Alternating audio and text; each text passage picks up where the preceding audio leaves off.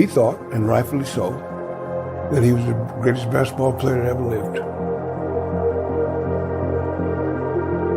Physically, he was still the most imposing physical player that ever played this league, period. There's no one that's come close to him in terms of just physical prowess. And as athletic as any man who ever walked the earth. You try guarding that on a basketball court sometime. This was more than just some big guy who dunked the basketball and ran up and down the court. This was a true athlete.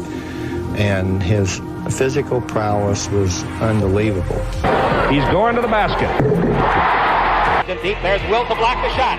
Boy, Wilt blocked that nicely. Wilt playing another tremendous game. Wrap-around pass. The Globetrotters are here and by jumping in. Great play by the big man. Welcome to Wilt James Kingdom. Welcome. I am Ajani the Exposer, and y'all have now been exposed by the Exposer. I appreciate it.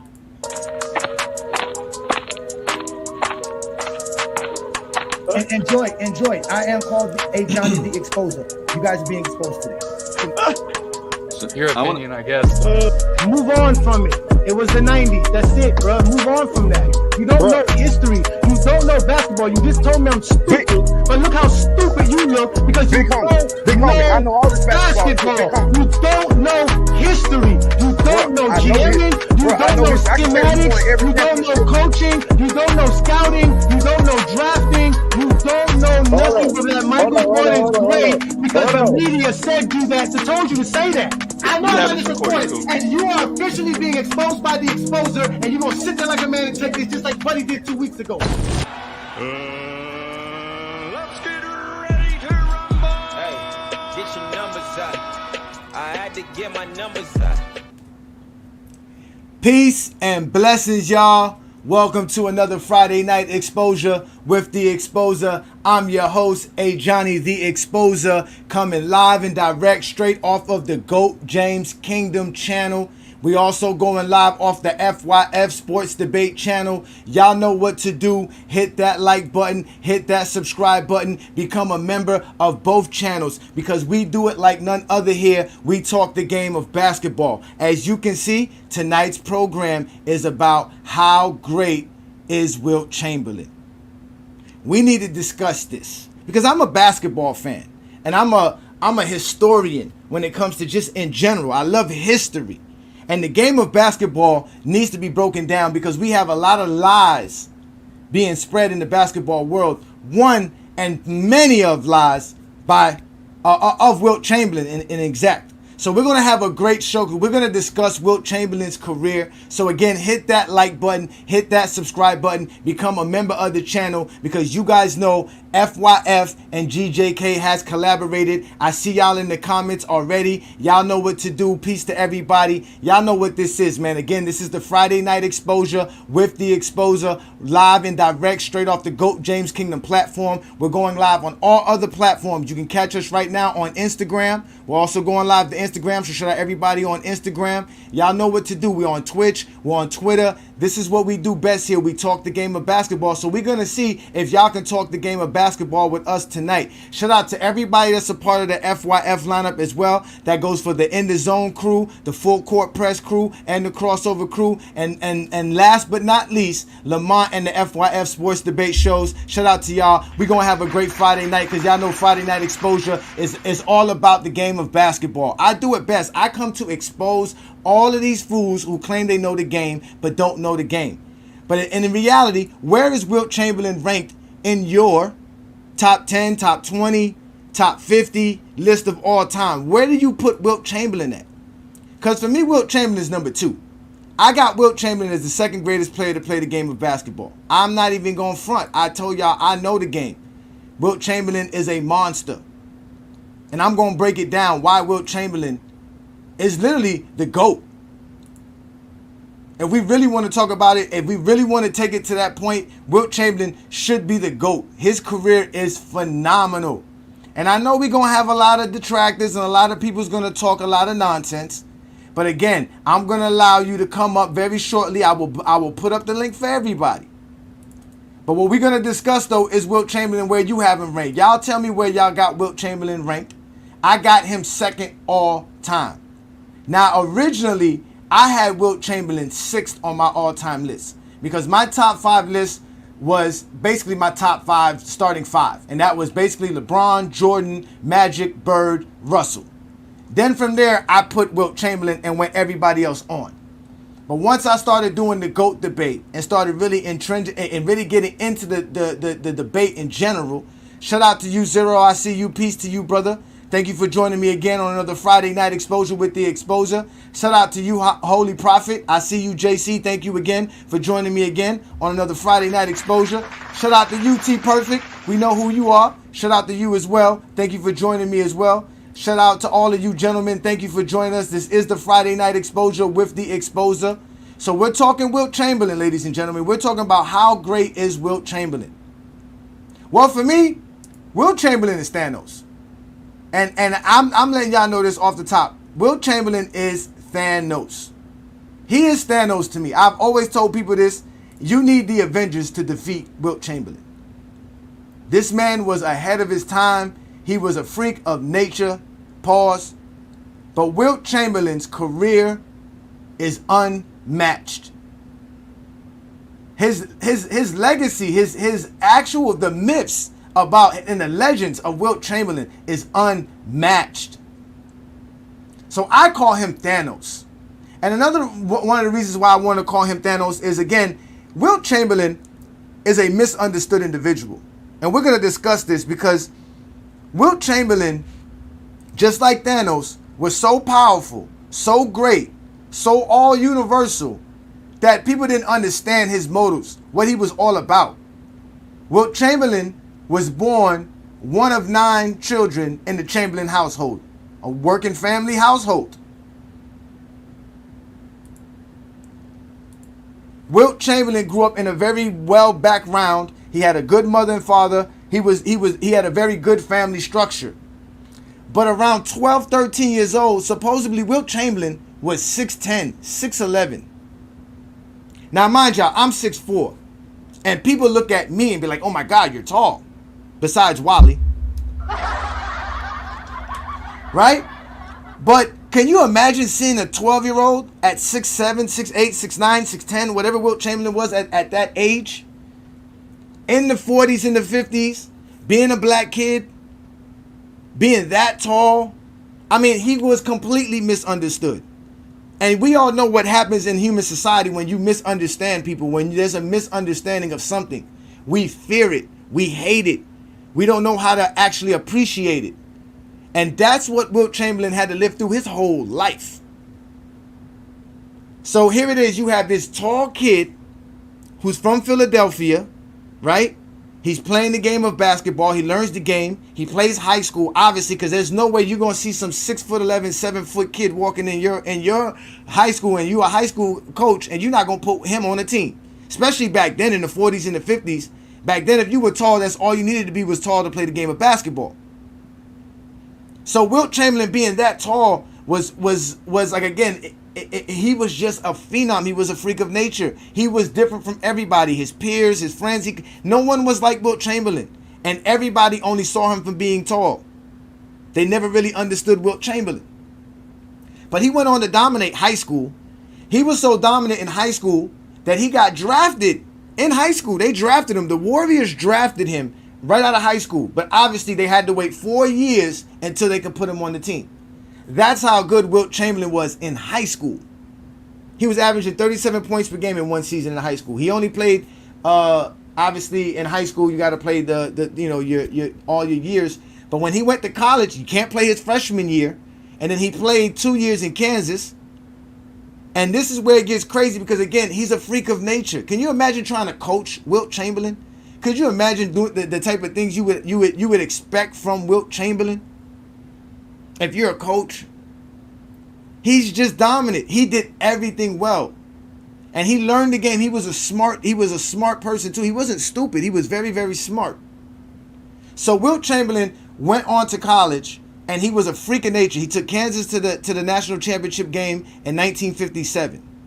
And in 1957, they lost that game. I think the score was like 53-54. Now, mind y'all, they went to 3 overtimes and the score was 53-54. You got to ask, well, what kind of scoring is that? Yeah, that was horrible scoring because they were able to double team, triple team Wilt Chamberlain without him having the ball, because that's what they did all game. And what he called was freeze the ball. They would legitimately hold the ball. Teams weren't even looking to take a shot versus Wilt Chamberlain. They would rather hold the ball and wait till the last second to shoot the ball and play the whole game that way and hope to beat Wilt Chamberlain and take the whole team to cover him. They were leaving Wilt Chamberlain's teammates wide open in this game, and they were all bricking those shots. And they lost by 1 point. From there, Wilt Chamberlain was always known as a loser. And that's where we're going to come up with this idea that Wilt Chamberlain's a loser. But again, it takes the Avengers to defeat him. It took a whole team. North Carolina was the number 1 ranked team at that time. But Wilt Chamberlain was completely misunderstood. And he would always be known as the guy that would never get his team above the hump. But because of the way they played him in college, he said, fuck my senior year. I'm going to go play for the Harlem Globetrotters. And that's where I believe Wilt Chamberlain learned all his skills to play the game of basketball. He was a phenomenal player. But he was misunderstood. He used to run summer leagues against the pros. And he used to play against people like Mike and them. And he used to give them the business at 16, 17, 15 years old. So Wilt Chamberlain was a beast. They couldn't wait to see him come into the league. He went to the Harlem Globetrotters. He did all of this stuff. He was a freak of nature. Anybody who saw him and who was in the game of basketball said to themselves, "Oh my God, this is it." He was a specimen. And this is the thing about being tall, because most people that are as tall as Wilt Chamberlain, they usually have some kind of disability or some kind of deformity of some sort. And in general, it's a deformity to be that tall. Let's just keep it real. In the United States, less than 15% of men are above 6 feet tall. And it's less worldwide. So can you imagine what it's like to be 7 foot tall? How many people in the world are actually 7 feet tall? And I believe Wilt Chamberlain was 7'4", 7'5". He was listed at supposedly 7'1". But he was a misunderstood human being. He was completely misunderstood. And let me let you hear some of the comments about Wilt Chamberlain around his time by his peers, so you guys can understand how misunderstood it was to be Wilt Chamberlain. You hear the words of his peers and people who watched him play at the time about how Wilt Chamberlain was. They said he was a guy who worried about his stats. As we hear Red Auerbach talk about. Now, mind you, Red Auerbach also got a chance to coach him when he was in high school as well, or ran across him several times before he made the NBA, right? But as you can see, he was great, and people had so many of their own vision of what Wilt Chamberlain was supposed to be. They never really cared about who Wilt Chamberlain was. And that was something Wilt Chamberlain noticed as a young man. He understood that. He understood that people saw him as a phenom, but he wanted to be known more than just a phenom. Even when he was in college and he was doing the stuff like the high jump and all this track and field things, that was stuff he was just doing just to show people I'm not just a basketball player. And he was great at that. And he was a freak of nature, man. Wilt Chamberlain was way ahead of his time. So by the time he entered the league, it was like, yo, what are you going to do? What it's all about? But y'all got to understand, it's always about Wilt Chamberlain's numbers. His numbers is crazy. When we talk about Wilt Chamberlain's numbers, the stats, that's what everybody wants to talk about, the stats. Wilt Chamberlain's numbers are ridiculous. Let's start off with the fact that Wilt Chamberlain averages 30.1 points per game. That's tied first with Michael Jordan. He averages the most rebounds per game in NBA history. He was the number 1 in assists per game for centers until Joker come around. He shot 54% from the field. You guys don't understand how good it is to shoot 54% in the 60s.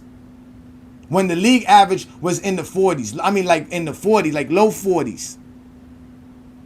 The league didn't get an average of 40% till like 1961 or 1962. And then this is where you get it. In the postseason, everything changes. He averages 22.5 points per game, 24 rebounds. He still averages his 4 assists, and his field goal percentage go down. People always say, well, he was never that great in the playoffs. But I'm going to break that down. But Wilt Chamberlain retired with 31,000 points, which was a record that nobody thought anyone could beat till Kareem did it, which was about 10 years later to after Wilt Chamberlain retired. He's still number 1 in rebounds all time. He has over 4,500 assists, and he's played over 1,000 games in his NBA career. You can see what he did in the playoffs. And here in GOAT James Kingdom, like I tell you, we do go by stats, accolades, and achievements. to tell you why I got Wilt Chamberlain number 2. Because if we go to his accolades and achievements, right? He has 13 All-Stars in 14 years, 10 All-NBAs. He has 2 All-Defensive selections, which were only the last 5 years of his career were they available. He's a 4-time league MVP. He has a finals MVP. He has an All-Star game MVP. He was the Rookie of the Year in 1960. He was a part of the 35th, 50th, and the 75th NBA teams, anniversary teams. And if we go to his achievements, we already know he has 7 scoring titles, 11 rebounding titles, 1 assist title. He has not. He led the league in field goal percentage 9 times in his NBA career. We know about his 50-point per game season. His over 27 rebounds per game season. The man averaged over 48 minutes per game in an NBA season. We know about the 100-point game, the 55 rebound game. He has the most 50-point games, 60-point games, 70-point games in NBA history. He has the most 20 rebound games, the most 30 rebound games, the most 40 rebound games. He was a part of a franchise and a team that won 33 straight NBA games, ladies and gentlemen, which still stands till this day. Not to mention, he won 3 MVPs in a row, which we all know only Bill Russell and Wilt Chamberlain, and Larry Bird and Wilt Chamberlain are the only people to do this in NBA history. So these are the things that and there's way much more. This is just the stuff that I just wanted to bring up. There's way much more about Wilt Chamberlain's career. The man led the league in games played, minutes played. He led the league in every statistical category besides free throw shooting, which everybody knows was his kryptonite. He was basically one of the worst free throw shooters in NBA history. But again, they changed rules because of Wilt Chamberlain. They changed the free throw rules for Wilt Chamberlain. You could not pass the free throw line because of Wilt Chamberlain on a free throw anymore. Because supposedly Wilt Chamberlain could dunk the ball taking 2 steps from the free throw line during a free throw. Those are all supposedly the legends that we always talk about with the 1900s. Because a lot of this stuff there's no film for this stuff. But either way, he was known for taking 2 steps and making a layup from the free throw line. So Tex Winters, who was a part of the competition committee, banned players and got them to basically ban players from being able to move in front of the free throw line while taking the free throw. So you had to stay behind the line because of Wilt Chamberlain. We know they changed the size of the paint because of Wilt Chamberlain. They had to widen the paint because Wilt Chamberlain was dominant. So they had to widen the paint from the free throw line. They widened the paint at the basket for Mikan, but then they widened it at the free throw line for Wilt Chamberlain. Then they also invented offensive goaltending because of Wilt Chamberlain, because he used to just take the ball out the air and just dunk it from anywhere. So they was like, nah, you can't do that. They created all kind of rules to stop this man from dominating the game of basketball. He was supremely dominant. In fact, let's let Wilt Chamberlain explain how dominant he was, right? Because that 100-point game is always something everybody talks about. Let's let Wilt Chamberlain talk about that 100-point game. Talk about another number, all right? Let's talk about the number 100 points in one game, which I believe was versus the Knicks, 1962. That's right. Is that right? That's a long time ago. Right. Was there a point, 100 points in one game, was there a point where just the other team left and made sandwiches on the bench? I mean, well, I really wish it was. Actually, they were really very embarrassed about the whole thing. Mm-hmm. And so they were mad at me, and I was just out there trying to have fun. Did you start to, at 85 points, did you start to feel bad a little bit? Yeah, absolutely. And the people... I'll just try and miss this one, 100 points. And I did that. I know. I did that. Then my mother scolded me when I got home. You should be ashamed of yourself. It was not an easy night. No. Yeah, because I had a lot of friends on the Knicks. 100 points, ladies and gentlemen. 100 points in one game. I know not a lot of people, but there are some, skeptics out there that'll say he didn't have that game, it didn't exist, blase, blah, blah, blah. Either way, he had a 100-point game.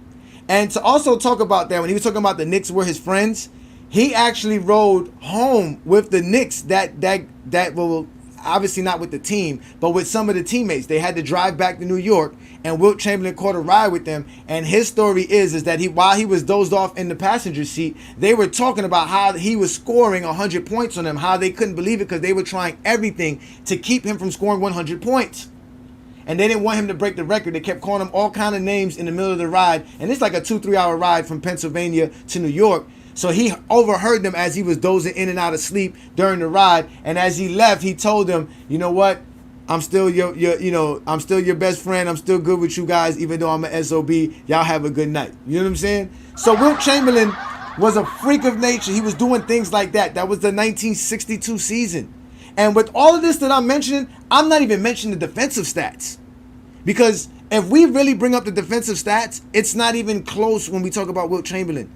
For the 112 games that we have of Wilt Chamberlain that was available for people to actually watch, they documented that Wilt Chamberlain averaged 8.8 blocks per game in those 112 games, which were all games later in his career.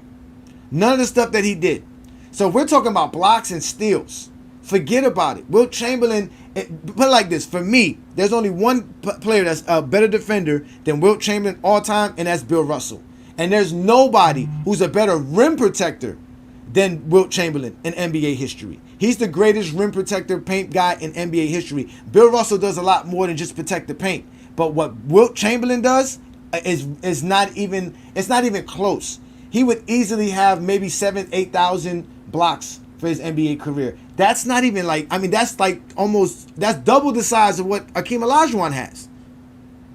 Like, his defensive prowess alone shows you how great of a player he was. I mean, y'all think I'm joking? Like I told y'all, this is the Friday Night Exposure with the Exposer. Hit that like button, hit that subscribe button. Y'all know what we do best. Let's show y'all how great Wilt Chamberlain was defensively. Great shot by Chamberlain. Jones, 3-on-2. Russell, blocked by Chamberlain. A great block by Chamberlain. Two great plays by Wilt Chamberlain. Now let's watch his defense. He's going to challenge Wilt. He does. Wilt fly swats it right down his throat. Jumps it up over Wilt. Wilt blocks it. That's 4 block shots for Chamberlain. Chamberlain blocked it. Great play by Chamberlain. Chamberlain gets the ball. Nice play. Trying to get it up over Chamberlain. He drives it down his throat. The Heights, and he's deep. Blocked by Chamberlain. He switches to Krebs, blocks the shot. Sam Jones. Good block by Chamberlain. It's a 3-inch height advantage. Chamberlain got just enough of it. Havlicek blocked, and Chamberlain has the rebound. Going to drive over Chamberlain. Wilt slaps it out of there. Good block by Chamberlain. Penetrates, gives to Jackson. Chamberlain blocks it. Put it up again. Chamberlain slaps it out. That's 7 times Wilt's blocked shots tonight. And then on Wilt, puts it up. Wilt knocks it down. Whew. Man, and they were actually saying that, like, he blocked shots, but they wasn't even recording it. They wasn't even recording how many times he was just sending people stuff. You couldn't come in the paint. So when we talk about Wilt Chamberlain, this is the mythos of everything that we say with Wilt Chamberlain. He was dominant in every facet of the game. And I know a lot of y'all say, oh, he was just tall. He was just bigger than everybody. He didn't have to do that. He just kept dunking in. That's all he was. Y'all don't know the game of basketball if you think that's what Wilt Chamberlain's game was. He was ahead of his time. He changed the game of basketball forever. It was no more sloppy big men. He showed y'all what a big man is supposed to look like. He was doing stuff like this. Wilt Chamberlain. Oh, how about that? Wilt still tries it. And in she goes. Chamberlain turns and shoots outside. Good. There's somebody going through the middle. Nobody goes. Wilt takes it in himself. Puts it in there. Wilt did not go in and bump and dislodge people. That was not his game. And if you remember, the main point is 60% or more of Wilt's shots came on fadeaways. Chamberlain is the greatest scoring machine the game has ever known, and he can score on you in dozens of ways. Here's one you can't stop, the fall-away jumper. And he hits this repeatedly, despite good defense. That fall-away jumper just cannot be stopped. Beautiful. When this giant walks out on the floor, the 76ers automatically have a great number of points. Unbelievable shot, Pete. If he gets that close to the basket, I don't see how anyone can stop him. I think with his... Listen, y'all. The man invented the fadeaway. I hear a lot of talk about how somebody has to have a decent fadeaway or mid-range game. Wilt Chamberlain was doing that ahead of his time. Remember, the big men were not supposed to be out there shooting balls like that. Why are you out there shooting 15-footers? 18-footers, fadeaways at that, bank shots. Remember, he's a freak of nature. There was no coach was going to accept this. This is what he could do on a night-in, night-to-night basis. Not to mention when he gets the rebound, he can run up the floor. He can do everything. He can do everything on the basketball court. Legitimately, he can do everything. He would have steals titles, block titles. He has an assist title. We already know this. There's only one thing Wilt Chamberlain was known for not being able to do, and that is shoot free throws. He was ahead of his time. But the thing about him, like I said, he is a misunderstood individual. Wilt Chamberlain is a misunderstood individual. When we talk about Wilt Chamberlain, let's do this, all right? Let's do this. I always like to tell people there are two Wilt Chamberlains. There is the Wilt Chamberlain from 1960 to 1966. This is the Wilt Chamberlain, the myth that everybody knows. This is the Thanos Wilt Chamberlain. He averaged damn near 40 points per game, about 25 rebounds on 3.5 assists, shooting 52% from the field. But mind y'all, he was taking 31 attempts per game. Now, they used to play at 120 plus possession pace back then in the NBA. So it was a lot of up and down basketball, 31 attempts. And again, he was playing 48 minutes. His career numbers is 46 minutes per game. Wilt Chamberlain just missed about just over 2 minutes per game for his career. But during that same span, he went in the playoffs, and within that, in those same years, between 1960 and 1966, he averaged about 33 points per game on 26 rebounds, on 3 assists per game, shooting 50.5% from the field. But again, you can see his field goal attempts went down, which happens in the playoffs, right? The pace can slow down in the playoffs, things can change, but you can see he was still dominant. This is what I call the Wilt Chamberlain that we all know. This is the Wilt Chamberlain that's the myth, the legends. All the stories we heard of Wilt Chamberlain comes from this. The 1962 season, the 50-point season, points per game season, the 100-point games. All of this is within this span. This is all we know about Wilt Chamberlain, his dominance, everything that y'all just saw. But then there's this Wilt Chamberlain. There's the second Wilt Chamberlain. The guy that completely changed his game to help his team because he was told all of that dominance you're doing didn't amount to nothing because he didn't win an NBA championship. In fact, between 1960 and 1966, he only won 2 MVPs, which wasn't even the most within that span. But when you get to 1967 and on, you get a whole different Wilt Chamberlain. Basically, after 1966, Wilt Chamberlain's coach asked him to stop scoring and said, please, we don't need you to score. Can you do everything else? He said, fine, coach, I got you. For the next 2 seasons between 1967 and 1968, Wilt Chamberlain averaged 24 points, 24 rebounds on 63.5% shooting from the field. As you can see, Wilt Chamberlain points per game did drop. But as you notice, it's because he just stopped shooting the ball. He started doing everything else on the basketball court, which he was already doing before. He was already blocking shots. He was already stealing things. The difference was now he was allowing his teammates to be more involved in the game. And he had opportunities to do that because, again, the way Wilt Chamberlain's career was crazy. But again, these are two separate Wilt Chamberlains. Either or should be in your top 10. That's just dominance. You can't tell me somebody averaging 20 and 21, shooting 62% from the field in an era where most people were shooting under 40%.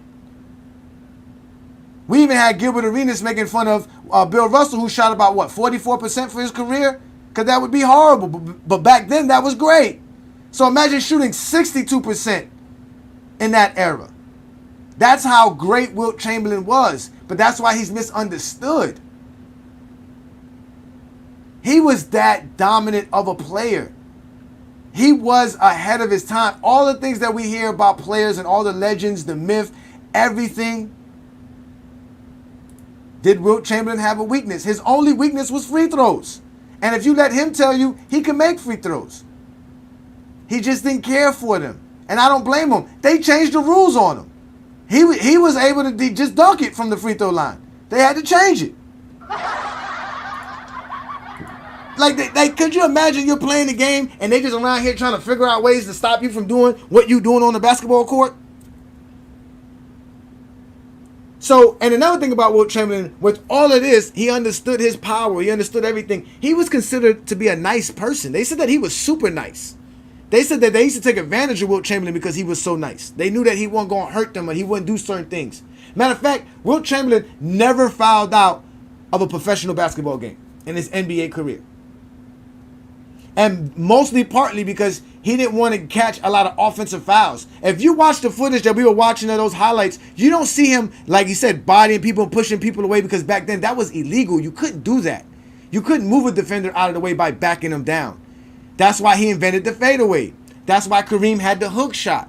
Because these were shots that you can take, because you couldn't just body your way past your man or whatever. You had to legitimately have the skills to do things. That stuff came later on in the 80s and the 90s. But as you can see, there's no hand checking. The defense is standing between your man and the goal, keeping your feet active and your hands active. Hands up and sideways. That's how you play defense. That's how they were taught. But with all of that, Wilt Chamberlain was able to dominate. But we all know what Wilt Chamberlain's kryptonite was. We really know. It wasn't really his free throw shooting. Like I told you, he is Thanos. And you need the Avengers to defeat him. You actually do need the Avengers to defeat him. So what stops everybody from destroying Wilt Chamberlain in general? Like I said, you need the Avengers. And we all know the Avengers was Bill Russell's Celtics. That's what everybody's going to bring up, how he couldn't win against Bill Russell, how he couldn't win in that era. We heard Wally a couple weeks ago mention the same thing during this whole era. Bill Russell dominated. We all know Bill Russell won 9 championships throughout the 60s.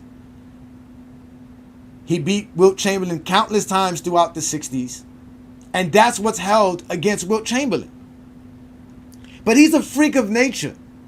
I mean, here's one of my favorite footages of Wilt Chamberlain. This is Wilt Chamberlain messing around in practice to show you how great Wilt Chamberlain was. Shout out to FYF Sports for this clip right here. I'm going to tell you something. As bad as it looked, you didn't miss by that much. No, it was on top of the ball. You just see me make 2 in a row. No, I had to sample it fast. There you go. I'm good for $5. I just take the last 3 of them. I don't care. This is the one I'm talking about for $5. Get up! Get up! That's just him playing around in practice. Just playing around. That's what Wilt Chamberlain was doing. Like he was a freak of nature, misunderstood without everything. But again, Bill Russell's Celtics was his kryptonite. And I even realized this, and I didn't notice till recently, was that, okay, he was drafted by the Philadelphia Warriors. Wilt Chamberlain was drafted by the Philadelphia Warriors. In 1962, they left, after the 62 season, they left and went to San Francisco. Right? So can you imagine, you're the star of the league, you're one of the prominent players, and at the end of the day, you're on a franchise that has to move. Now, for whatever reasons they move, we all know if a franchise moves, it's not a good thing. There are obviously a lot of changes. There's a lot of instability within that franchise. So he goes there, and then 2.5 years later, they trade him back to Philadelphia, and the Philadelphia become the Philadelphia 76ers, but they were another franchise in Syracuse somewhere. So they're a new franchise, and he goes to Philadelphia. And he's there for a couple of years and dominates the league then. Then he gets traded to the Lakers and ends out his career with the Lakers. And obviously we know the Lakers is a more stable franchise. But he was playing with franchises with coaches that didn't like him, franchises that didn't know what to do with him. They basically told Wilt Chamberlain, stay out there and play. That's why he was kept playing. That's why he was playing 48 minutes in the game. Because they were like, people are here to see him play, let him play. Don't take him out of a game. And he would sit there and play the entire game. But it still blows my mind that somebody averages more than 48 minutes per game in the NBA season. That means the man played every minute of the NBA season, including any games that went to overtime. That's crazy to think about, especially when they were playing back-to-back games. Sometimes they were playing 5 games within a 7-game span. Taking road trips too. There's no bus, there's no team buses, there's no team planes, meals. There's none of that stuff. None of that crazy stuff. But that's what Wilt Chamberlain was doing. That's why I call him Thanos. Because Wilt Chamberlain needed the Celtics to basically beat him. But let's break down the Celtics series, right? Because we all know that he lost to the Celtics countless times. He faced the Celtics 8 times in the playoffs. He's only beat the Celtics 1 out of those 8 matchups. So he's 1-7 versus the Celtics and Bill Russell Celtics. But again, if we look in the 1960 series versus Boston, he averaged 30 and 27 on 50% shooting. 1962, which was that great NBA season where he did average 50 points per game, he averaged 33 points on 27 rebounds on 47% shooting. Then in 1964, in the finals, he averaged 29 and 27 on 52% shooting. Then he averaged 30 and 31 the next time he faced him the next year. Then he faced him again the next season and averaged 28 and 30. So Wilt Chamberlain was balling in all of these series. Then he went and he started doing like we always tell y'all, there's 2 separate Wilt Chamberlains. He went to start doing other things, and this is where he averaged a triple-double versus Boston, and they beat Boston in 5 games in 1967, and they end up winning the NBA championship. After beating Boston, they go on to win the championship in the next round. And then in 1968, they go into Game 7, and they lose that Game 7. But Wilt Chamberlain balls out, and then in 1969, we all know what happened in 1969. The Celtics end up winning that series as well. But within the Boston series, throughout Boston, playing against Bill Russell, Wilt Chamberlain averaged 26 points per game, 27 rebounds per game on 51% shooting, and averaging 4 assists per game, and he was only taking 19 shots per game versus them. So all this idea that he crumbled or that he didn't play the game well versus them, obviously he was a baller versus this team. But like I told you, there's 2 separate Wilt Chamberlains. The Wilt Chamberlain that faced them during his prime when he was doing what Wilt Chamberlain normally does, he averaged 30-29 versus Boston. And he was taking less shots. Like I told people, he wasn't taking his 30 shots per game. If he's taking his 30 shots, he's going to average the 40 points he was averaging during that same time, during that same span. But he's playing against the greatest defender of all time. One of the greatest defensive teams of all time. Let's not forget that Bill Russell did have K.C. Jones. He did have Tom Sanders. He did have Sam Jones. These guys were all considered great defenders. But if you look to the right, during that same span between 1960 and 1966 versus all the other teams, Wilt Chamberlain averaged 36 points per game and 23 rebounds. But he was taking 29 shots per game versus those teams. So you can see the difference between when he plays Boston and when he's playing somebody else. Obviously, he's not going to be able to get as many shots as he wants versus Bill Russell as he does versus everybody else in the league.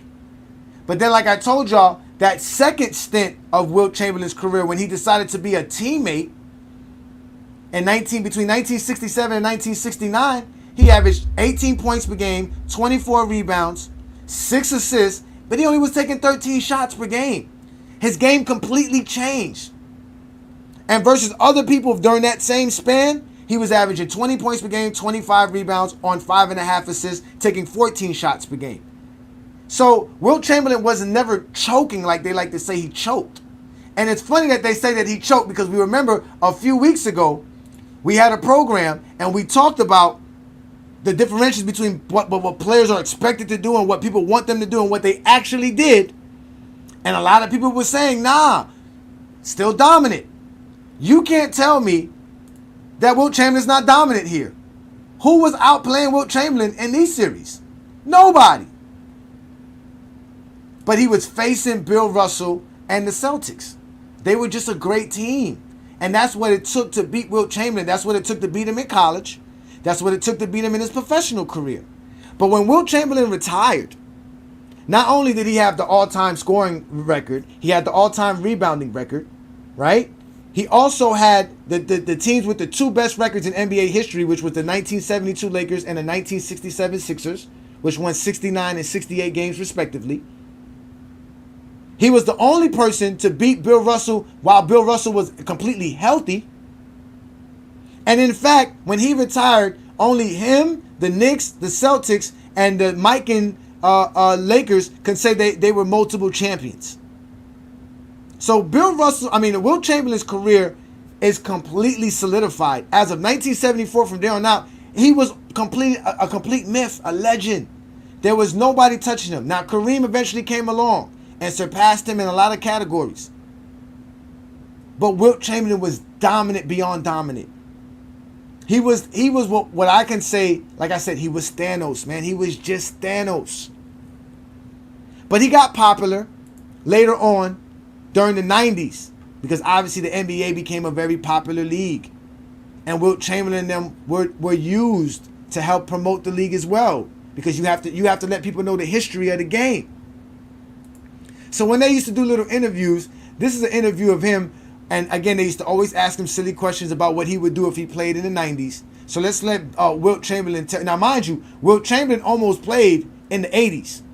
They were going to sign him in the late 80s to play, I think, the end of the season, maybe 20 games or something like that. And they were going to give him a nice little chunk of change to do it as well. But he turned it down because he didn't want to be considered a gimmick. But again, he was phenomenal. Wilt Chamberlain was phenomenal. Let's let Wilt Chamberlain explain what he would have did to the 90s for y'all who don't know who Wilt Chamberlain is. If you were playing today, how would you fare against today's centers? That would be dishonest. I would think that that'd be a license to steal. I'm happy that I have a big mouth because I can say it's on my own, Bill. It wouldn't be a license to steal. You're right. I would love it. Oh, are you kidding me? I mean, it would be a joke. But wait a minute. What about against the Elijah ones? He's quicker than I am, but I believe I'm faster than he is, or was at one time. I'm still pretty fast. No, but I just don't know of any center of the day that really. The best centers I played against, starting right here, were all back in yesteryear. I mean, you want to talk about Nate Thurman, Willis Reed, you understand? Y'all hear that man talking? You hear that man talking? Again, he can say these things, man. Wilt Chamberlain has done things that nobody will ever do in the game of basketball. He will be in the record books forever. Just like we all remember Thanos snapping his fingers and half of the universe disappeared, just that simple. That we all gonna remember that day when we watched that movie. We all sat there, we all watched the Endgame. It's one of the most grossing movies of all time. So don't tell me you ain't watch it. That's what he was. And if y'all thought that he was the only one talking about the 90s like that, let's let Bill Russell get his chance, because they're going to ask Bill Russell as well, too, what would he do against these guys in the 90s? Well, I really am interested. How would you play Shaquille O'Neal, a player like Shaquille O'Neal? Yeah, I'm interested in that myself. Well, first of all, if you want me to be serious for a minute. Yes. I would make him play horizontal as much as possible. Plus, I would make him have to run up and down the court all day.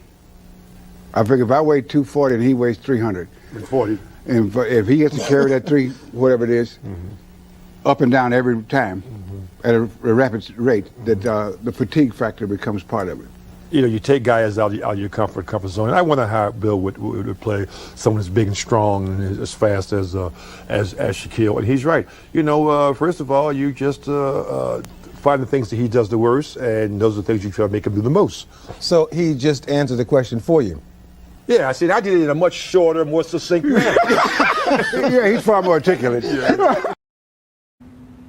So, you know, again, the NBA has always been a big man's league. It's always been a big man league. We all know how that changed and why today's NBA is different than what it was. But at the end of the day, you can see that these are legends that we're talking about here. Like Wilt Chamberlain, like I said, he changed the game of basketball as well. He actually allowed the small ball to exist as well, because by them widening the paint, because of Wilt Chamberlain, it allowed guards to be more effective, because it was harder to get your shot in the paint, because the 3-second rule for offenses always existed in the NBA. So the big man didn't get the ball as close to the rim as before. So getting that perimeter shot, like I told y'all back then, which was the mid-range, having that shot was very important, which basically gave the guards an actual task in the game of basketball besides just dribbling and passing the ball in the perimeter. So Wilt Chamberlain changed the game. Guys like Sam Jones and Gail Goodrich, all these guys that we saw hitting these outside jumpers during those times were all should all give their credit to Wilt Chamberlain. I mean, the guy, again, he's a phenomenon. That's why I got him second all time. And technically, if we really want to count everything that existed in NBA history, if they did count everything that existed, for him, he would have everything. There would be nothing Wilt Chamberlain wouldn't have. And it would be hard to not say he's not the GOAT other than the idea of the pass down.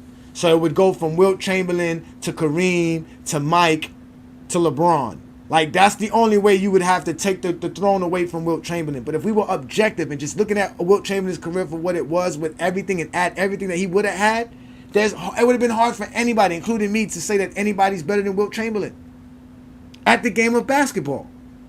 Let's let Wilt Chamberlain continue, because I like them talking, man. I love all this old school stuff. Like I said, I'm a historian. Y'all hit that like button, hit that subscribe button. I'm about to put the link up here very shortly, because I know y'all got a lot to say, and I can't wait to hear everybody's takes on this. So again, this is the Friday Night Exposure with the Exposer. Thank you for joining me again. We are live directly off of the GOAT James Kingdom channel. We're also going live off the FYF Sports Debate channel on YouTube. You guys know what we do here best. We talk the game. I'm giving y'all Wilt Chamberlain at his finest. If you don't like Wilt Chamberlain, I don't think you like the game of basketball. Let's let him talk some more. If you were playing today, how many points would you average, you think? In what, today, right now? No, not right now. I mean, because I could get maybe 30 right now, big fella. I'm trying to tell you. At 60. Yeah, 30 and 60, you cut that in half. Yes, sir. But at 30, I call him on his birthday. 30, but at 30, I could probably average 60 or 70. Yeah, and I mean, I'm saying that. I'm saying that politely. I'm not trying to just, I'm not trying to dismantle your belief on how great the athlete of today is. But the game would best suit me. Believe me, would best suit me. Same with you, Bill. Game. My advantage would be, is like, for example, when the Bulls won the championship this year, they were able to nullify the centers. Mm-hmm. But see, my center position, I played defense more than offense. So that would not work on me. That. You understand what I'm talking about? Let me hear. He talks long on his points. That's why Man, that boy Wilt Chamberlain said, man, I can average 30 right now at 60. And again, he used to criticize the 90s a lot. They used to tell him this is a different game. This is a very different game. And Bill Russell made very good sense when he was saying about how he dominates the game defensively. So he's not and that was one thing about Bill Russell. Bill Russell always said that the way he played the game, he would never affect it negatively in any way, because he's going to be great defensively. You're never going to have an issue there. And the fact that he doesn't require shots or anything like that, now he can score if you need him to, doesn't hurt your offense. So he can play within any kind of offense. But, man, they were great to have. But Wilt Chamberlain used to criticize the 90s. He used to always say how he would dominate the 90s because he said that they were soft. And that the type of rules that they had would have definitely been great for him. He would have been like, man, I'd dominate. Let's let him talk to Bill Costas, because we know Bill Costas is the man. Let's let Wilt Chamberlain explain how dominant he would have been in the 90s and why the 90s was weak. The 25-year-old Wilt Chamberlain transplanted into today's NBA. What do you do? Well, you can take Russell with you. It's simple for me. It may be a little different for Russ, but simple for me. I think it'd be as easy for Russ. You see, with the new rules, which are all slant to help the offense. Now, when I get the ball, instead of having 2 and 3 people and Russ all at me at the same time, I'm by myself with one guy. I would love it. I would love it. 50 points, maybe 60 points, maybe 70 points a game. Because I had nobody. Wait a minute. Well, you asked me a question, right? 70 a game. Well, the last 10 games, I was talking to Russ about the last 10 games of my 61-62 season, right before I scored 100 points, I averaged about 71 points a game. Yeah, you were on a rampage. Yeah, but I'm saying to you, but it's easier now. I was too fast. I was too strong. One guy is not going to take me down in that particular way. The best basketball athletes I've ever seen played in the 50s and 60s. Yo, that man been taking shots. I mean, taking shots. That man said the best athletes I seen was in the 50s and the 60s, which I highly doubt. I really do highly doubt that. But again, it was a different game when he played compared to the 90s. Like I always told y'all, the difference between 1963 and 1993 is the same as 2023 to 1993. So that was a long time ago when he was dominating the league. And he still, like, I'll score 60, I'll do all of this stuff. Again, he was that great. Again, we showed you footage of what Wilt Chamberlain could do with the basketball. He was great at the game of basketball. There was nothing he couldn't do besides shoot a free throw. He was horrible at that. But let's let him criticize the 90s some more, because he started going in about the 90s teams. This is the late 90s when they were promoting the 50 anniversary team. So he was public, he had several books that came out in the 90s. So he was obviously promoting his books as well. But let's let Wilt Chamberlain explain why the 90s teams were horrible as well. But I don't see that basketball was necessarily crumbling when you talk about some of the problems. But before we take the break, in your book, Who's Running the Asylum, you talk about a number of issues. Are there any solutions that you can rattle off? Oh, yeah, but when I say crumbling, you mean to think it's just parity? There's 8 or 9 teams out there last year who played 300 ball or less. I've never seen that when I was playing. If that's not crumbling, I don't know what is crumbling. You understand? So, yeah, there is a way to have a solution. When you have new teams coming to the league, give them a chance to have better people on their team. They have a grab bag situation, which they throw in the 3 or 4 worst guys from each team into a grab bag, and one guy is picked to be on each of the teams, the new teams. Well, how about, only being able to hold 5 guys back on each team and give something good in that grab bag, so the new teams can start off with some good players. And that's one way to solve some of the problems of non-parity.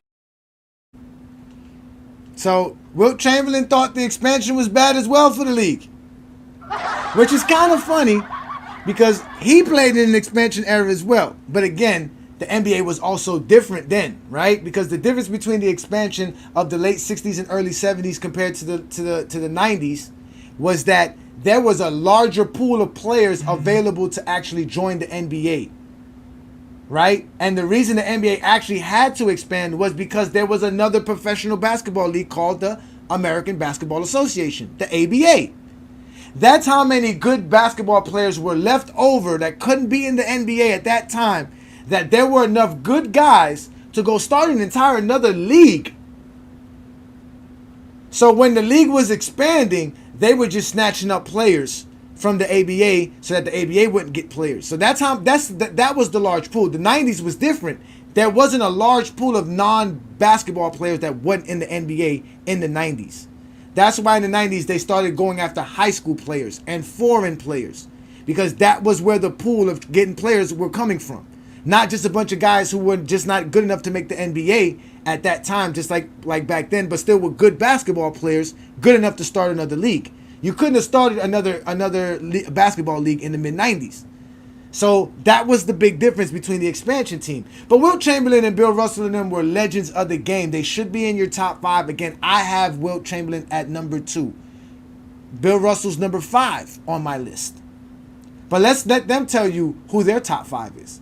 Put together me your top 5 players, excluding yourself and excluding Bill. Yeah, well, okay, Larry Bird and let's see, Larry Bird, and I got to go with Jerry, Oscar, and Elgin, and probably Jordan or Magic. 6. You got to give me 6. And yours, Bill? Well, now you said Can I have 7 and put Sir Charles in there?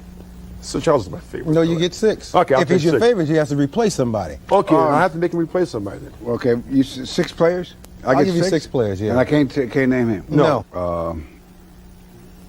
Magic and Michael. Larry. Baylor. Oscar. And probably either Olajuwon or Pettit. Pretty good group. I don't know if y'all noticed that. They didn't say Kareem. They must have had a real disdain for Kareem Abdul-Jabbar. And I'm going to need some of you historians to come up here and explain this to me. So I did put the link up for you guys. It's in the chat. You are more than welcome to have a conversation with the Exposer.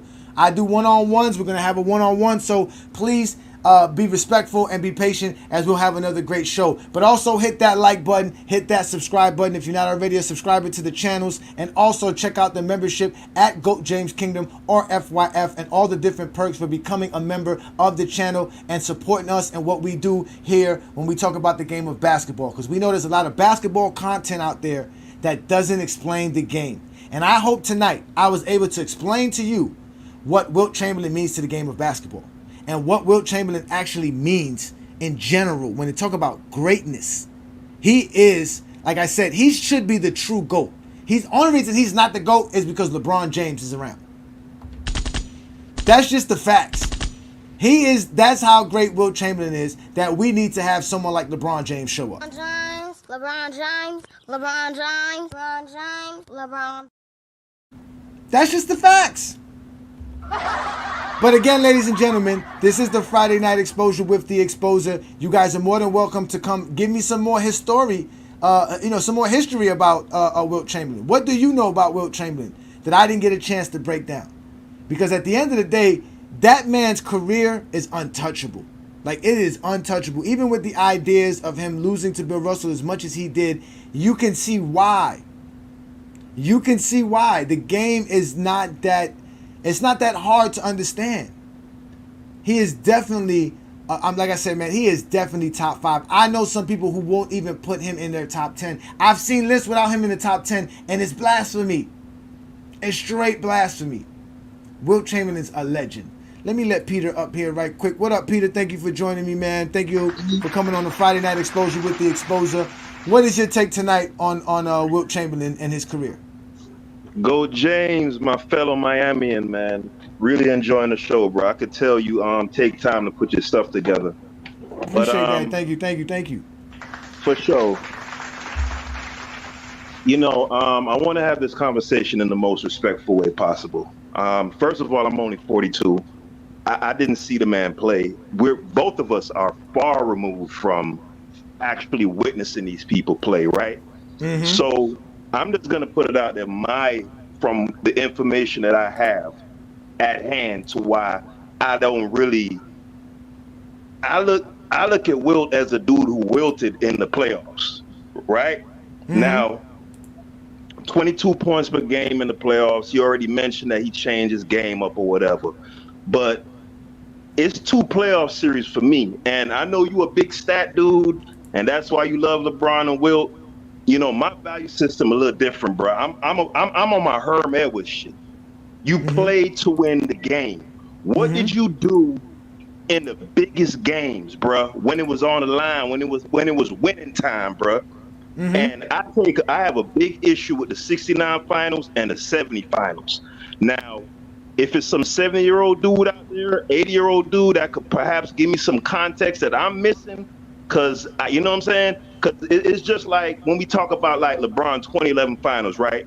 50 years from now, let's say it wasn't no video around, somebody like a 40-year-old 50 years from now wouldn't know that perhaps what kind of defense was being ran, and if a nigga had an injury, and, you know, little context. You get what I'm saying, James? I got you. I'm listening. Right. So my issue with that 69 finals, bro, the man dropped 45 when homeboy got injured. Willis Reed, right? I think it was game 6. He dropped 45, right? Mm-hmm. Yes. Game before, 45. it was another game. Yeah, it was another game. Of course, this is a box score watching, right? It was another game. Willis Reed played, I think, like 8 minutes. And I think Will had like, I gotta look at the box score again, but 21 and 24 in that game. That was the game. Dude played 8 minutes. Game 7. You know, do you know who dominated? Who dominated that game 7? You know who dominated that game 7? Who? Nate Thurman? Who? No, Walt Frazier. Walt Frazier went on for 37 points and 19 assists in that game. Yeah, I gotta look at that box score again. But you can go ahead, continue, because I'm gonna bring you up shortly, Ralph. I got Herman, then I got you up there. I got you next, Ralph. Ralph is saying here in the comments, he's saying, and remember, in that 1970 season, Wilt Chamberlain was hurt and he came back early from injury to actually play in that and during that playoff run to get them in the finals again. And like you said, in that game 6 when they were down 3-2, he showed up with a 45-25 game and balled out. And that's that what game, I'm saying, though. yeah, even in that game 7 as well, he showed up in game 7 as well. But that's what dude hurt. So for me, the fact that you could put up 45 when the man hurt, that means you got the ability to take them shots, right? And score them type of points. So but if you putting up 13s and 17s, and the biggest thing that you're reputed for is your scoring, I gotta dock you, bro. I got to. But no, but that's not. But no. See, that's where you're wrong. He wasn't known for scoring then. That's what I'm trying to explain to you. His scoring was told he was told to no longer score the game of basketball. Remember, I told you there was 2 Wilt Chamberlains.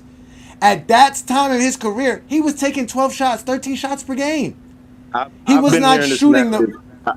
I've heard this narrative for a long time on, being on basketball forums and all that. So, but let me move on because I want to get some other guys to get in. But let me get on the 70 series, right? Go ahead. Real quick. 3 single-digit games in a 7-game series, bruh. Including one game, you had 8 points and your team lost by 1 point, bruh. Right? What game was that? I think it was game. What game was that? I want to say that's game 5, 4, something like that. I don't know. And this is with him having, according to him, 2 top 5 players in Jerry West and Elgin Baylor balling, and the other Egan dude had a good ass game that game too. I don't know who that is, but bruh, I'm just saying this, bro. I want to be as respectful as I can to the patriarchs and the, you know what I'm saying, the originators to the elder statesmen, the legends of the game. Right. I want to be as respectful as I can. But the discussion is GOAT conversation. So we measuring him against the Jordans and the Kareems. No. You're measuring them to Wilt. Don't ever do that ever in your life. You are measuring them to Wilt Chamberlain. Norman Chamberlain. That's who you're measuring them to. That's who you're measuring them to. Remember that. I got you, brother. 6 of one, half dozen of the other. But I'm going to wrap it up right now. This is all I'm going to say. If it was anybody else in this top 10 list, Hakeem, George, whoever you want to name, and you have 3 single-digit games in a 7-game series, brother, you still got to point out that series because I didn't see it. The ones I'm looking at right now, I don't know which 7-game series where he was doing that. 1970 finals. He had 2 8-point games and a 4-point game, and they won the game. He scored 4 points. They won. But that's what I'm saying. Look, I'm looking at it right now. In this series right here, Wilt Chamberlain averaged 23 points per game, 24 rebounds per game, shooting 62.5% from the field, my friend. I don't think you know what you're talking about when we're talking about Wilt Chamberlain. Overall averages, though, James. I said he had 3. He didn't have those 3 games because in game 4 he had 45 points. In game 6 he had 45 points. Game 4 he had 22 points. No, you're looking at the 69 finals. And game finals. No, I'm looking at 1970. This is versus the Knicks. In game 4 he had 18 points. Okay, let's go to game 3. In game 3, Wilt Chamberlain had 21 points. Again, whoever's telling you this stuff are liars, and I'm glad you came on Friday Night Exposure to be exposed. Game 2, he had 19 points. I'm looking at Basketball Reference. I'm talking about the 68. James, so you talking about 69 or 67, bro? Basketball Reference. Yes. That's the 1970 finals. I'm looking at it right now. Game 1, Wilt Chamberlain had 17 points. Game 2, Wilt Chamberlain had 19 points. I got it mixed up. It's the 68-69 finals when they played Boston. He had them 3 single-digit games. I got that and the Knicks finals crossed up. It's the 69 finals. They went to 7 games with Celtics. He had 3 single-digit games. He out there, bro. And then he's about here, average 70. And, man, get out of here, man. I'm out, though. All right, y'all. Y'all know who that is. That's Peter. Let me let Herm up. Shout out to Herm. Appreciate you, Herm, for joining me here on another Friday Night Exposure with the Exposer. Why these dudes doing this about him? This man picked 3 games out of Wilt Chamberlain's career to say Wilt Chamberlain cannot be in the top, 5? Is that the conversation? He capping, man. He capping, That is crazy. But we'll go ahead, Herm. Let him know what's going on, brother, while I go look up this information. For sure. Nah, but he never scored. He never had a single point game in the NBA Finals, so you don't have to look that up. He never had that bad of performances, so you don't have to look that up. But for us, Wilt Chamberlain, it's mighty odd. Well, it's not odd. It's actually not surprising that you would do this, because Wilt Chamberlain, I think you did it because Wilt Chamberlain and LeBron James have a whole lot of similarities. They are more alike. They are more alike than what people realize. So, but that being said, they are both physical specimens that really nobody has never seen in the game. Let's think about that. Wilt was a 7'2" guy, a guy that was benching, that power bench press the most of in NBA history, according to the stories and legends. We don't know for sure back then, but they were saying he was one of the strongest guys ever to lace him up. Wilt Chamberlain had hella game. He had touch. Wilt Chamberlain was shooting fadeaways and everything back in those times, and his film on that. But they both are physical specimens we never seen in the game. We understand how great they are. Wilt was breaking all types of records like LeBron James is breaking records right now. But end of the day, when it comes to those guys, when it comes to individual accolades, individual stats, Wilt and LeBron's the best of them when it comes to that. So I can understand your comparison. I can understand why you're driving this to the point. But when it comes down to certain moments, they have had moments in their careers that they wilted away, that they folded, that they underperformed, or they got outperformed. Wilt Chamberlain, unfortunately, in his career, was outperformed a lot by somebody at his position, Bill Russell. Bill Russell is not the best scorer in the world, but for some reason, when they faced off in a lot of finals, Bill Russell was getting 20-20s, but getting 20 points or 20 rebounds in the game 7s. Bill Russell was outplaying them in some of those moments into where Wilt Chamberlain didn't come through for his team. Wilt Chamberlain did form a super team with the Los Angeles Lakers like LeBron formed in Miami when he joined up with Jerry West and Elgin Baylor.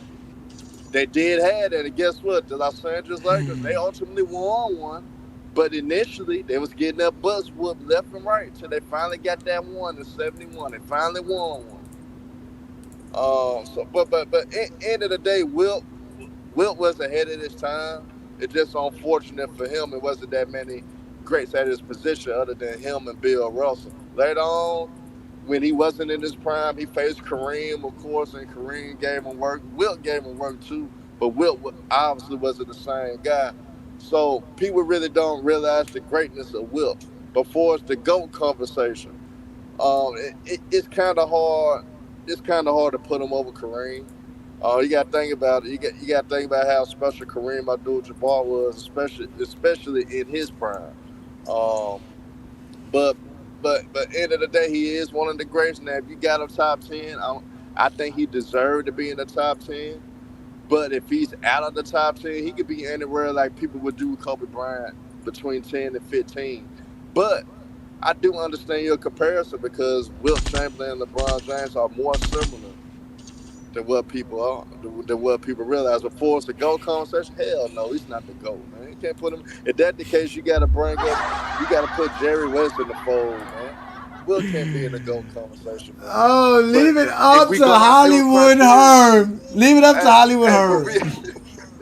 Hey, we go off your criteria, though, to how you look at things. Yes, he's in the GOAT conversation because he will push your LeBron James propaganda that you push.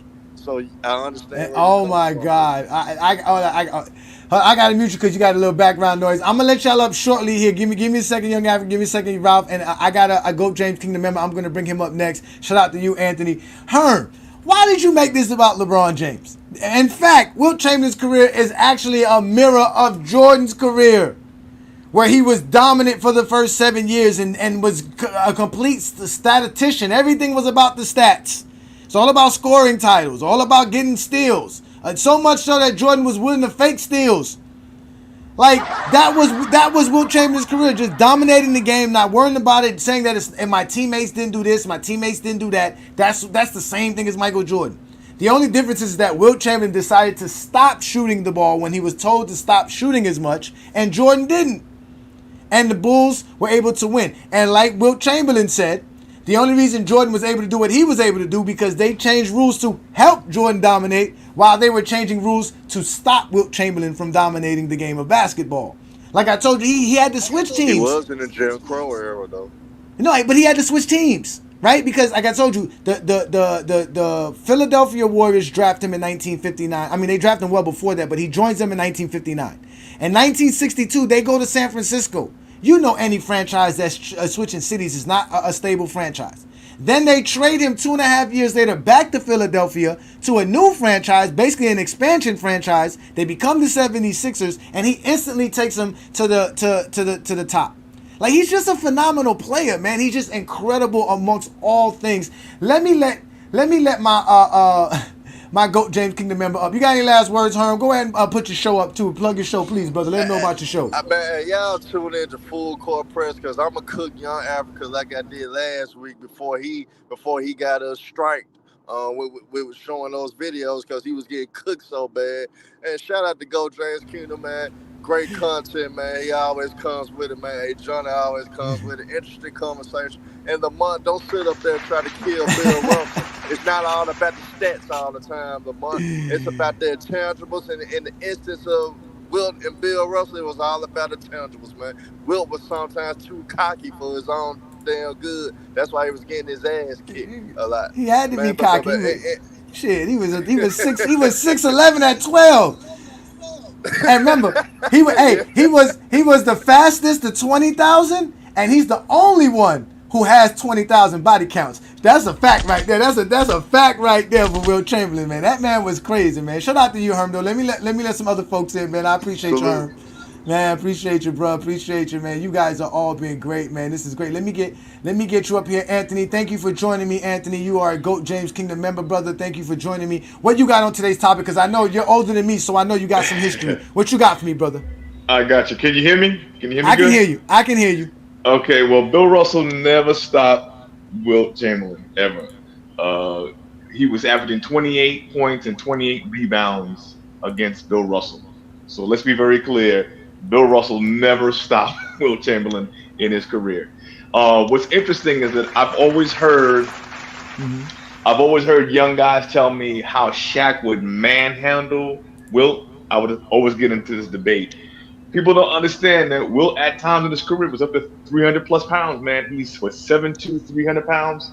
But the thing is that he was a physical specimen, and this dude could really bench press about 600 pounds. Arnold Schwarzenegger talked about this guy during the filming of Conan about the weights he would lift that professional bodybuilders couldn't do. He was running about a 4.3 40. He was a phenomenal athlete with an incredible vertical leap, strength, speed. He was like LeBron James, but at over 7 feet in terms of athleticism. People have no idea. So when we talk about like his speed, his athleticism, his strength, there's no way Shaq would have been able to deal with him physically at all. There's no way that Shaq is manhandling him.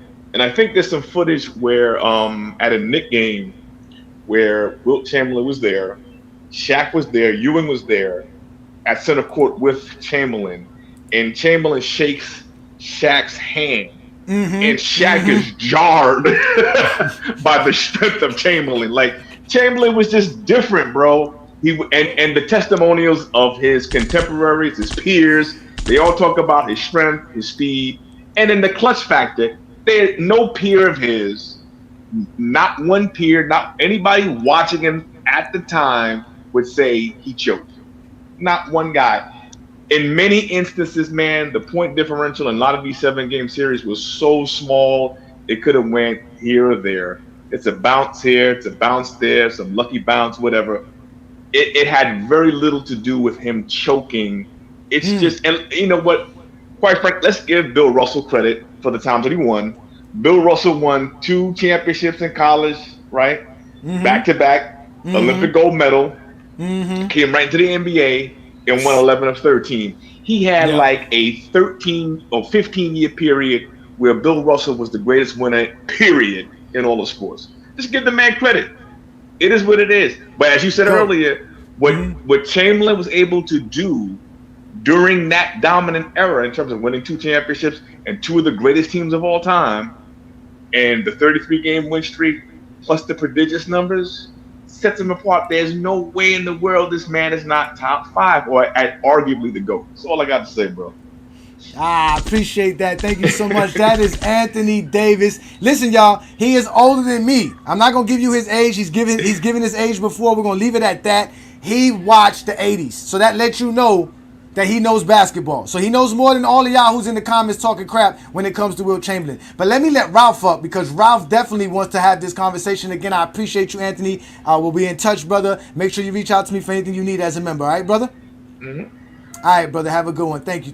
Let me let Ralph up here. Ralph, I know you want to cook, because I know you're a Wilt Chamberlain guy. Am I correct? You already know, big bro. Man, salute the youth, man, for having a wonderful show. Once again, man. Go ahead, brother. Go ahead. Cook. It's your. I want to hear what you guys say, because again, you see what I brought up. I brought up everything that people need to know about Wilt Chamberlain. Let me know more. If I missed anything, bro, let them know. No, you hear everything on those, but the guy who was before Herm, man, he clearly don't know what he's talking about.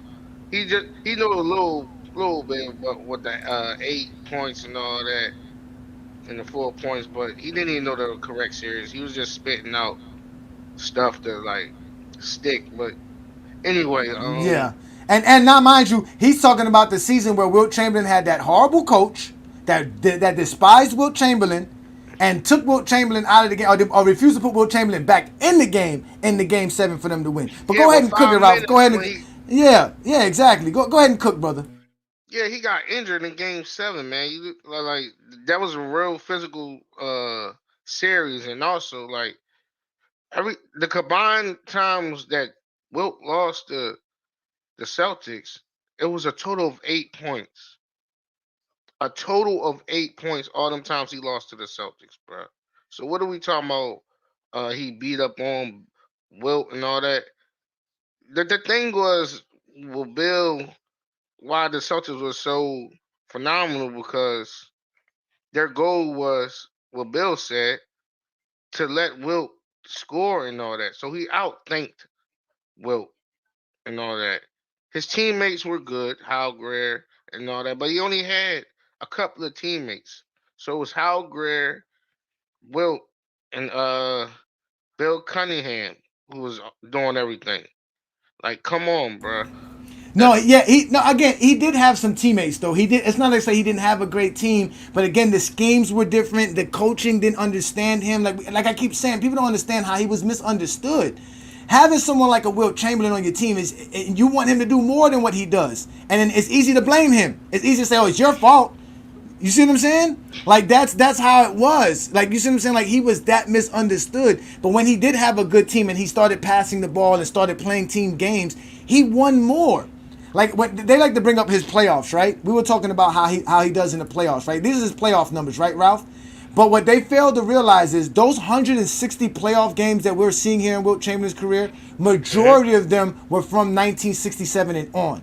So it's like, so you see him at 22 and a half, that's because that's what he was doing at the end of his career. Because the beginning of his career, he wasn't doing that. He was averaging more points than that. Because like I told you, when we look at the two different Wilt Chamberlains, between 1960 and 1966, he was averaging 33 points per game.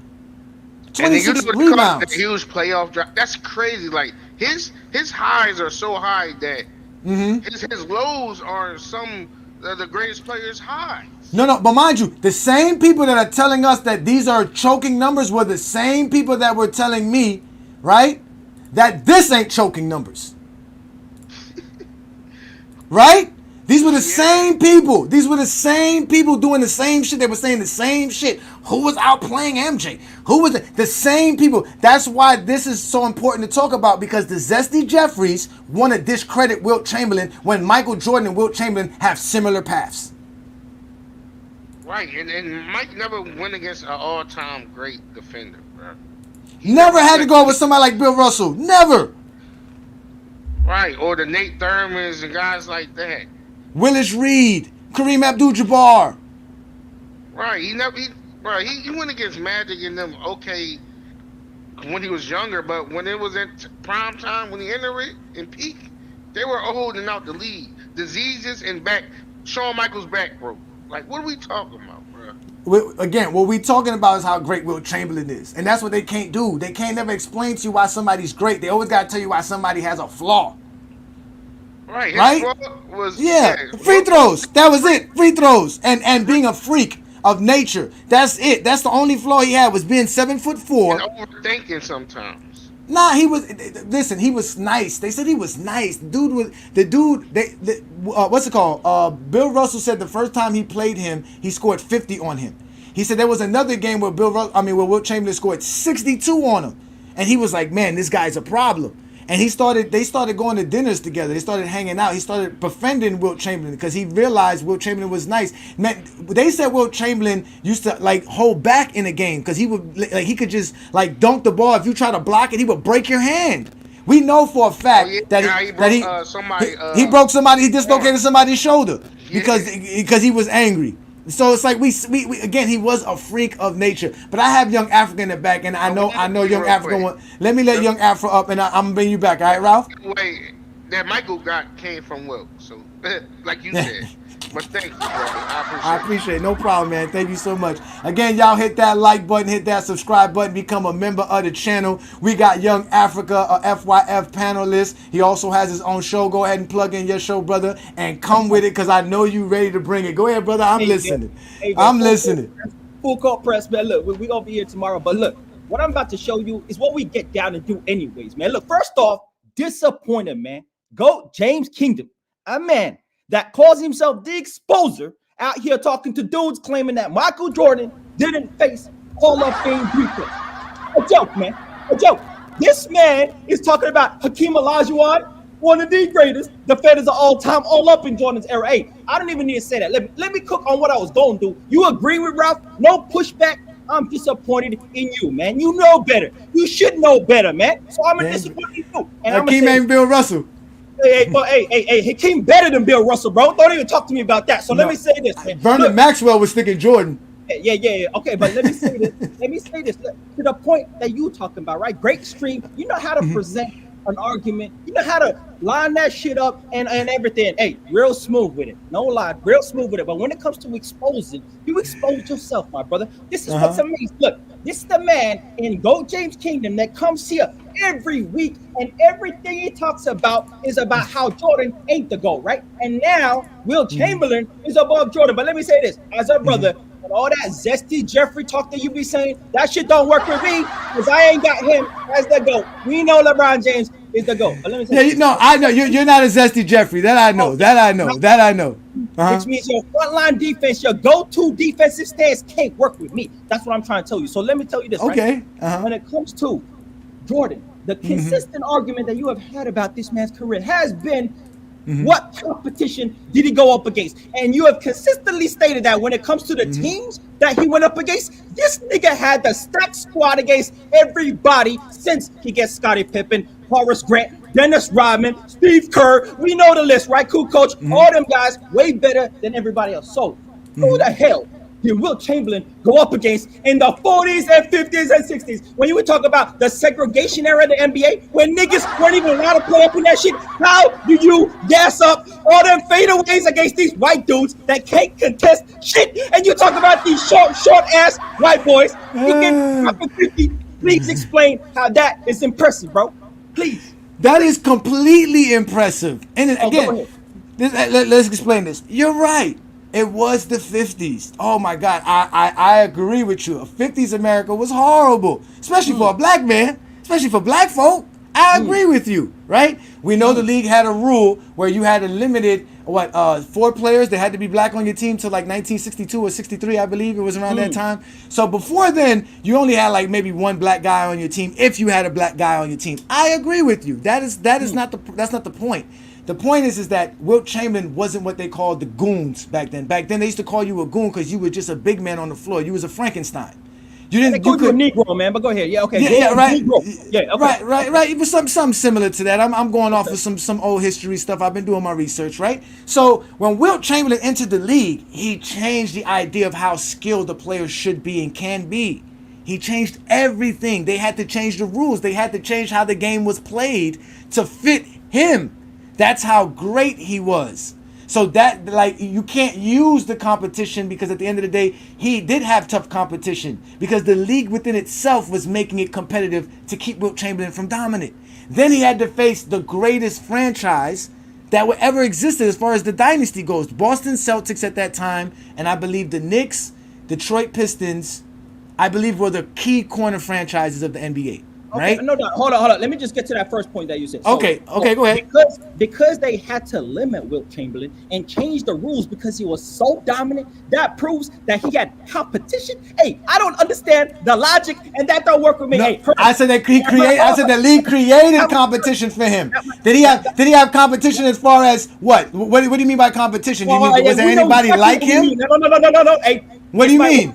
No, because you're putting words in my mouth because the competition is about teams. You're talking about players. You're saying because Jordan had no players that would comp to him, but he. No.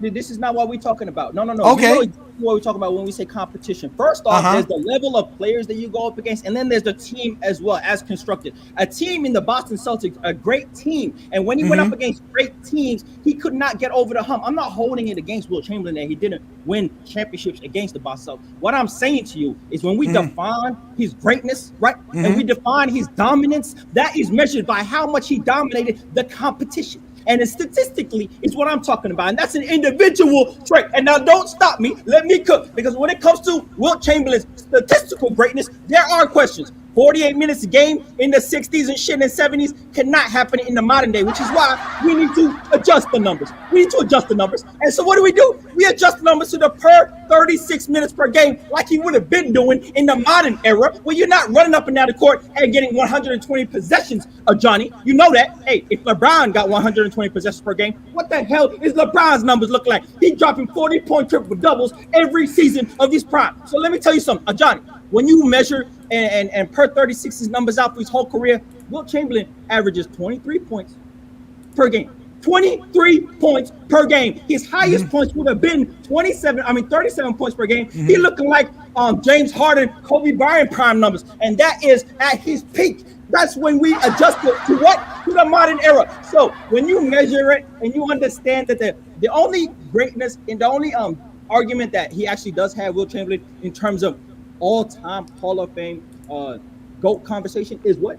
Is the numbers. The numbers is the biggest argument. And when it comes to the numbers and you adjust it to the modern era, you gotta stop talking about it like he dropped 50. It's actually 37 in 2021, bro. 37 points per game in the 2020s, man. So stop this, man. No, listen. Yeah, if you want to remove a quarter of his stats because you can't accept the fact that he was the only player doing that even in his era. No one else was averaging 46 minutes per game for their NBA career. So you can't say Wilt Chamberlain can't do this. That's what made Wilt Chamberlain great. Like he said, I can score 30 points per game at 60. You guys can't stop. Hold on. I let you cook. And you now go ahead and get your little, because I believe you from East Africa, correct? Oh, most definitely. Okay, so y'all eat with y'all hands and you scoop up your little thing. Go ahead and scoop up what you just cooked while I'm cooking for you to get some more meals. Because I'm about to cook you on this whole topic about Wilt Chamberlain's numbers need to be adjusted to the modern era. No.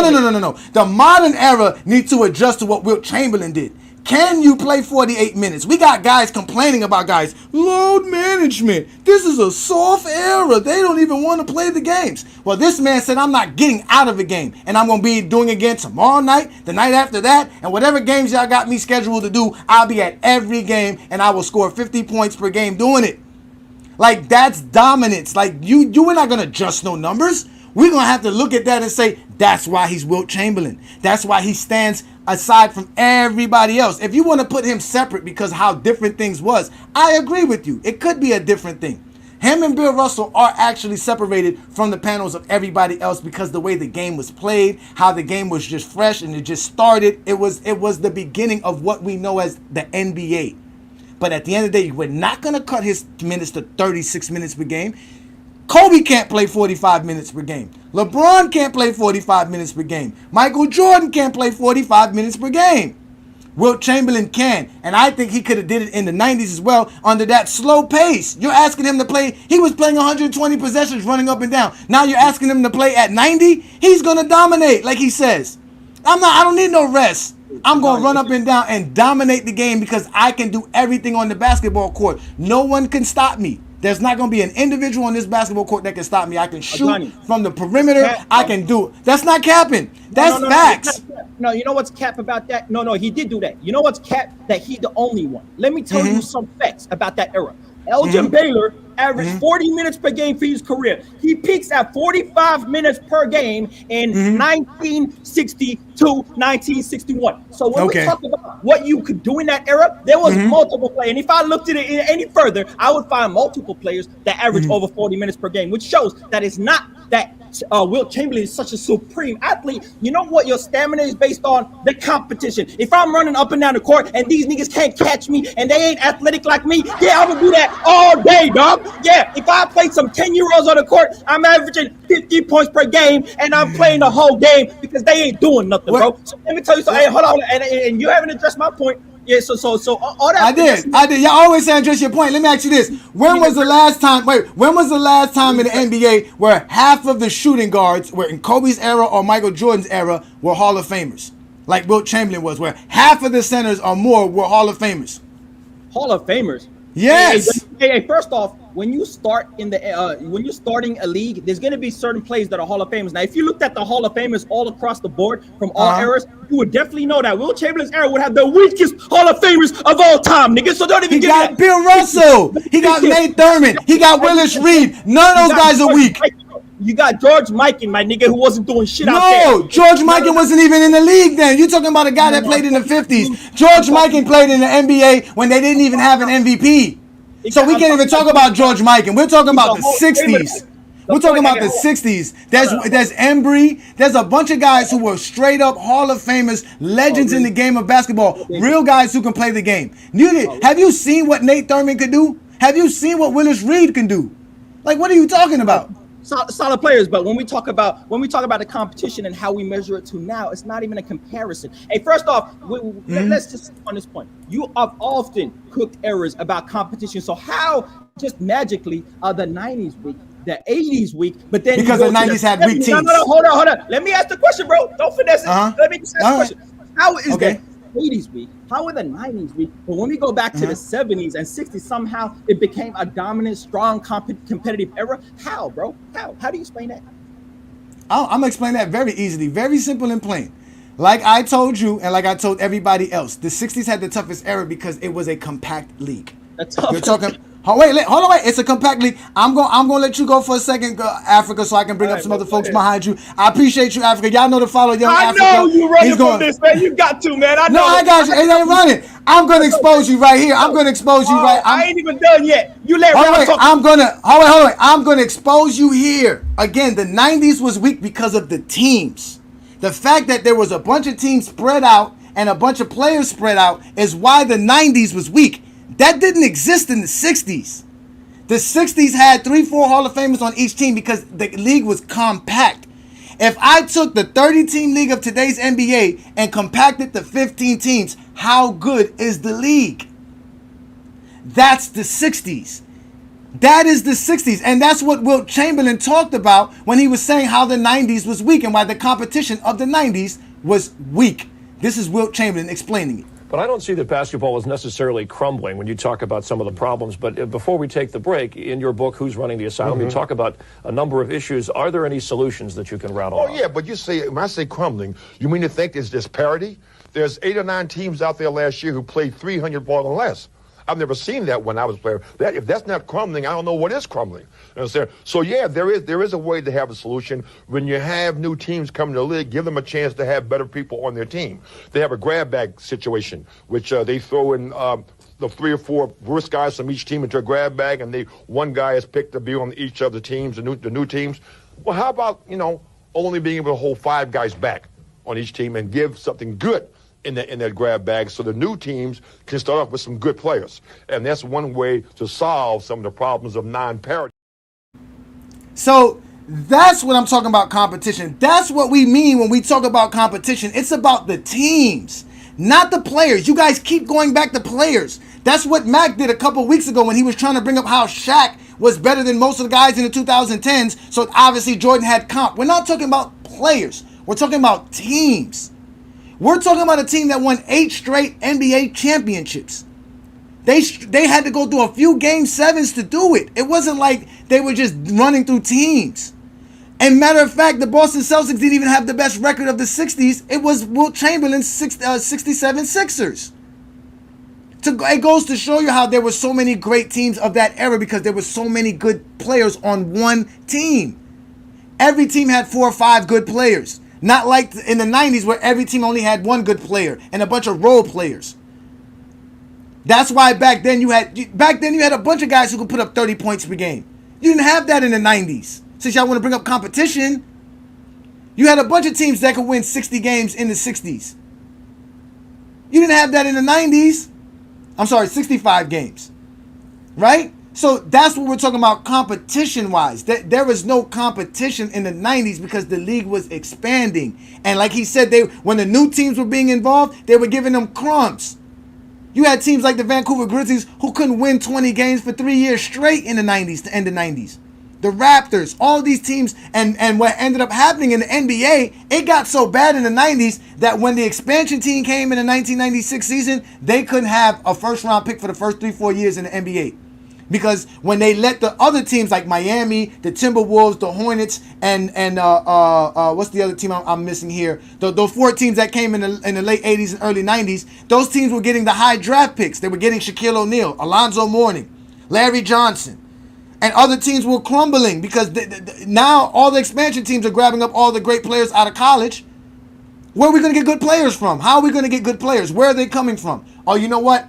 Let's let them come from high school. Then you get Kevin Garnett. Let's let the underclassmen come in.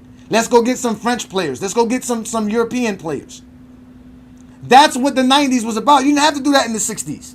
You didn't have to do that in the 70s. They were real teams. Matter of fact, the 70s is probably one of the most toughest eras when we want to talk about parity. No team won back-to-back championships in the 70s. I think like 7 teams won a championship in the 70s.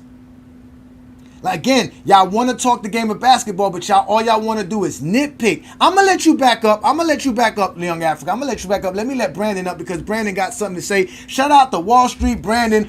Welcome to another Friday Night Exposure with the Exposer. We're talking Wilt Chamberlain's career. What do you have for us today, sir? Yeah, I've never heard so much lying. Like, you and Lamont both like to lie about this. So first of all, this idea that Jordan didn't play great defenders. Michael Jordan played Sidney Moncrief, one of the best perimeter defenders in NBA history. Cooked Moncrief. He averaged over 30 a game. Michael Jordan played Michael Cooper. He averaged over 30 a game against Michael Cooper. So, but the problem with Wilt, and this is why Wilt has no GOAT case, you cannot be the GOAT if your game has a significant deficiency, and Wilt could not shoot at all. Wilt was shooting 38 and 40% from the foul line for multiple years in the regular season. So Wilt's true shooting percentage for his career is literally below 55%. Michael Jordan averaged more points per game against stronger competition, and Michael Jordan had a better true shooting percentage than Wilt every single year in the NBA against better competition. Finally, to your point, you and Lamont keep making this point. It's horrible too. The expansion teams impacted the Bulls with Jordan the same way they impacted every other team in the NBA.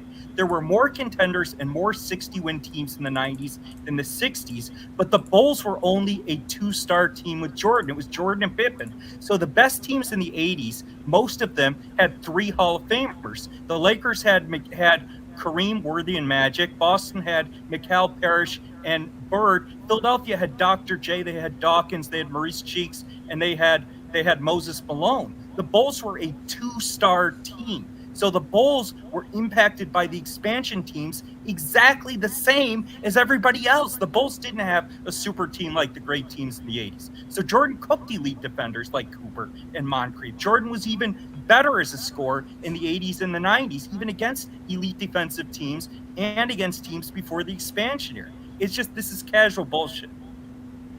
As usual and as typical, ladies and gentlemen, Brandon is such a great liar. He said Wilt Chamberlain can't shoot, and then he used free throws to explain that. Ladies and gentlemen, let's show them how Wilt Chamberlain showed Michael Jordan how to shoot the ball. Wilt Chamberlain. Oh, how about that? Wilt still tries it. And in she goes. Chamberlain turns and shoots outside. Good. There's somebody going through the middle. Nobody goes. Wilt takes it in himself. Puts it in there. Wilt did not go in and bump and dislodge people. That was not his game. And if you remember, the main point is 60% or more of Wilt's shots came on fadeaways. Chamberlain is the greatest scoring machine the game has ever known, and he can score on you in dozens of ways. Here's one you can't stop, the fall-away jumper. And he hits this repeatedly, despite good defense. That fall-away jumper just cannot be stopped. Beautiful. When this giant walks out on the floor, the 76ers automatically have a great number of points.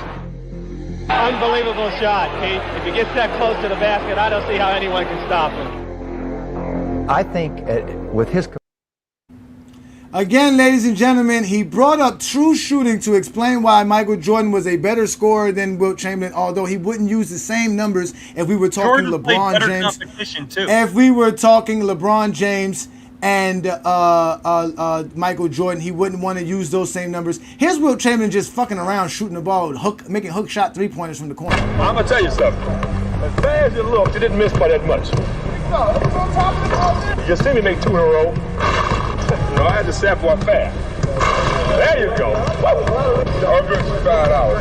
I just said the last 3 of them. I don't care. This is the one I'm talking about for 5 hours. Get up! Get up! Again, he wants to talk about competition. The 90s was not competition. He said everybody in the 80s had 3 stars and mentioned 3 teams. That's not everybody in the 80s. There was over 20 teams in the NBA in the 1980s. 3 teams don't make the whole NBA full of 3 stars. Same thing with the 90s. There was no team full of 3 stars in the 90s. It was only the Chicago Bulls with 2 stars. Most teams didn't even have 1 star, let alone 2 stars like the Chicago Bulls. That's not true. There were more contenders in the 90s. The Bulls did not have the competition. I'll let you speak. That Wilt Chamberlain had to go through. He had to deal with the Bill Russell Celtics. He had to deal with the St. Louis Hawks. He had to deal with the Knicks. He had to deal with the Milwaukee Bucks. He had to deal with teams that were great teams that had great players. He didn't beat them. It doesn't matter if Jordan lost to those same teams you were talking about. The Milwaukee and all those teams. Jordan lost to all those teams. Jordan lost to all those teams. Jordan and Wilt did beat those teams. Wilt beat Boston. He was the only one to beat Boston. He was the only one. He was the only one to beat Boston. He was the only one to beat Boston. What are you talking about? What are you talking about? Against Boston, he averaged over 26 points per game, 27 rebounds per game, shooting 51% from the field. What are you talking about? He was dominant throughout his whole career, and he played against tougher competition. Not dominant. Yes, he was. So Wilt's was garbage. He was not dominant. You're not giving true shooting percentage or efficiency because those numbers cook your casual take. Jordan was always more efficient. No, 54% is what he shot for his career. In an era where people were shooting in the low 40s. That's not garbage in the era when everybody else is shooting 40% or low. When everybody else is shooting below. No center was shooting 50%. Bill Russell was shooting less than 45. And no, they had good centers. You're lying. That's like Jordan. Jordan didn't have no good shooting guards. Okay, were the centers better in the 90s or the 60s? The 60s had more Hall of Famers, and when you come by percentage-wise. Yes. The question I asked, not the one I didn't. Were the centers better in the 90s or the 60s? Because in the 90s, you had Wilt Chamberlain. Wilt Chamberlain. Wilt Chamberlain. David Robinson. Wilt Chamberlain. Centers better in the 90s. Wilt Chamberlain. Wilt Chamberlain. Answer the question. The 25-year-old Wilt Chamberlain transplanted into today's NBA. What do you do? Well, you can take Russell with you. It's simple for me. It may be a little different for Russ, but simple for me. I think it'd be as easy for Russ. You see, with the new rules, which are all slant to help the offense. Now, when I get the ball, instead of having 2 and 3 people and Russ all at me at the same time, I'm by myself with one guy. I would love it. I would love it. 50 points, maybe 60 points, maybe 70 points a game. Because I have nobody. Wait a minute. Well, you asked me a question, right? 70 a game. Well, you know, the last 10 games, I was talking to Russ about the last 10 games of my 61-62 season, right before I scored 100 points, I averaged about 71 points a game. Yeah, you were on a rampage. Yeah, but I'm saying to you, but it's easier now. I was too fast. I was too strong. One guy is not going to take me down in that particular way. The best basketball athletes I've ever seen played in the 50s and 60s. So again, and we're going to sit here and have a conversation about the game of basketball. We have to be honest with ourselves. Brandon wants to bring up the fact that Wilt Chamberlain didn't play in the 90s, and he wants to name 5 centers out of a 25-team league. That means 20% of the centers were great. Wilt Chamberlain had to go against more greater centers on a night-to-night basis than any of the 90s centers. So it was tougher competition for the 60s than it was for the 90s centers. What do you got to say about that?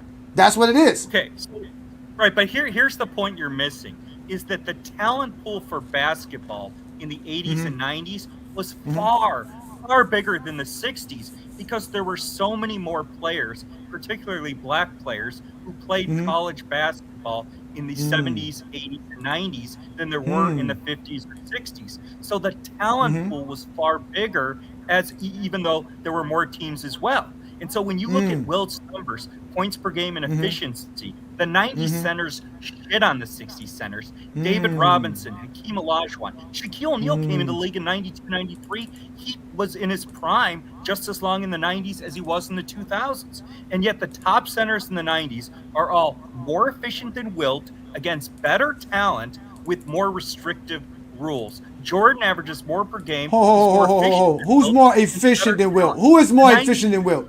Who is more efficient than Wilt in the 90s? Is Hakeem more efficient than Wilt Chamberlain in the 90s? Oh, easily. Easily?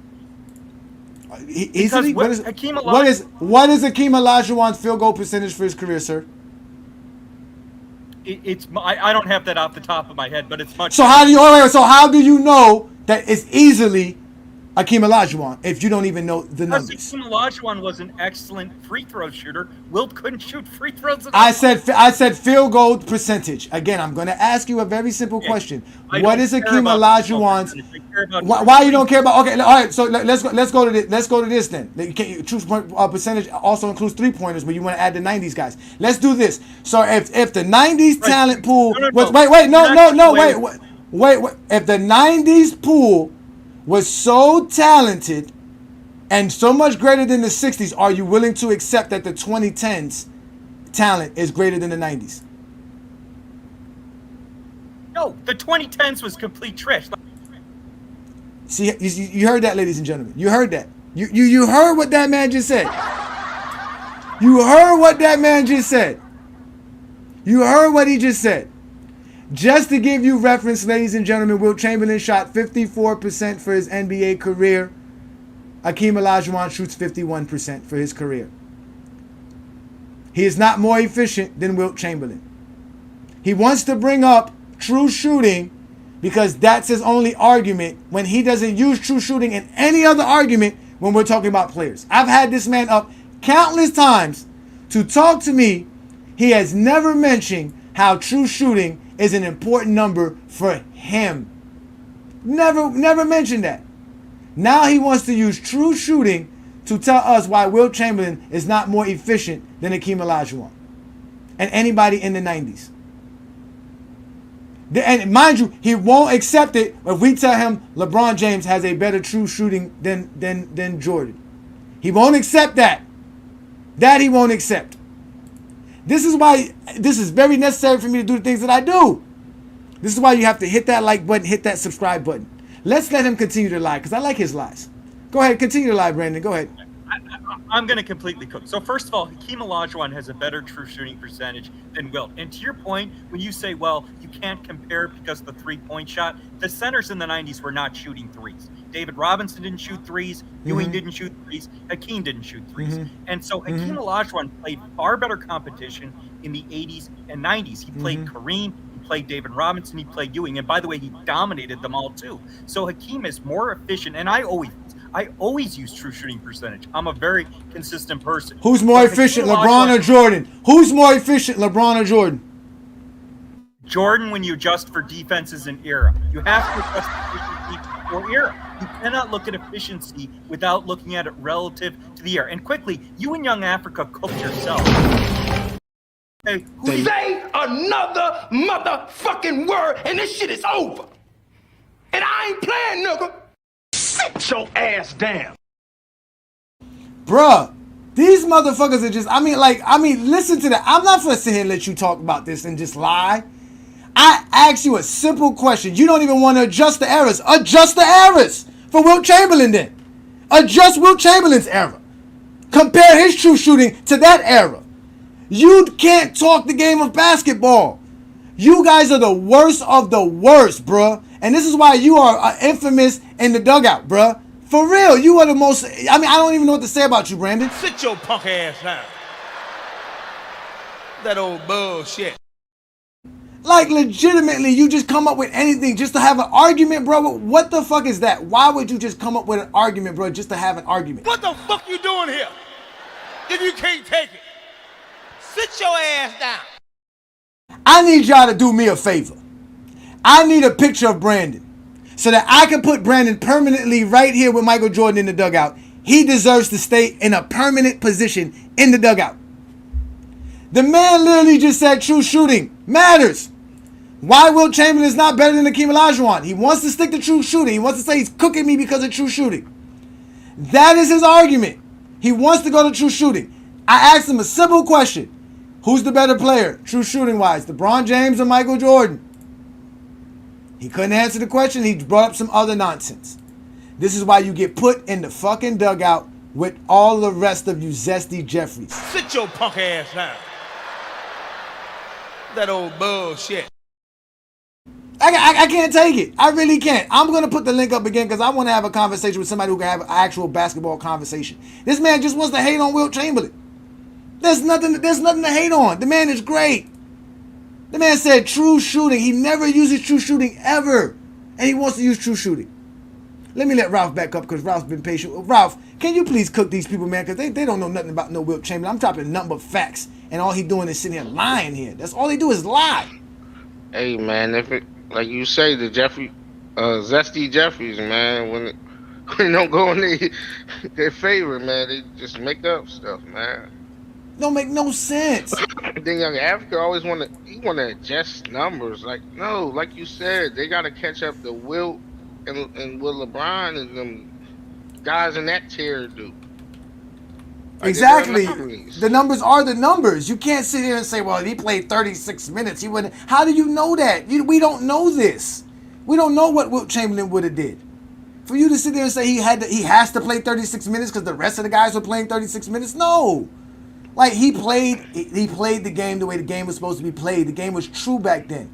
Wilt Chamberlain's true shooting percentage for his career is 55. Basically 54.8. That's not that bad. Like, he made it seem like it was the worst in NBA history. And that's with being a horrible free throw shooter. So it shows you how great of a scorer he was. 55 is actually a good true shooting. Hakeem Olajuwon's only 55.3. So he's basically a half a point better than Wilt Chamberlain. You know how much better LeBron James is compared to Jordan when it comes to true shooting? Right. Imagine if he made the free throws. His numbers would look more like mythical. Like, what are we talking that's crazy. about? That is crazy. Oh, you know what? I got somebody I want to bring up that came back. Let me bring him back. Let me pick up when you bring everybody else. I appreciate you. Let me bring up Paul here. Shout out, Paul. Thank you, Paul, for joining me. James Kingdom supporter. We're talking Wilt Chamberlain, and these guys are lying because they can't accept how great Wilt Chamberlain is. What do you have on Wilt Chamberlain? What do you know about Wilt Chamberlain there, Paul? Well, Wilt Chamberlain have the most records of all time, And I know that if they counted blocks or steals, he will have way more records than they count him. You know what I mean? I mean, he will have 20 blocks in a game, like 10 blocks average in a season, 10 blocks average in a playoff series, career blocks average, career blocks totals. Most triple doubles. He would have the most triple doubles.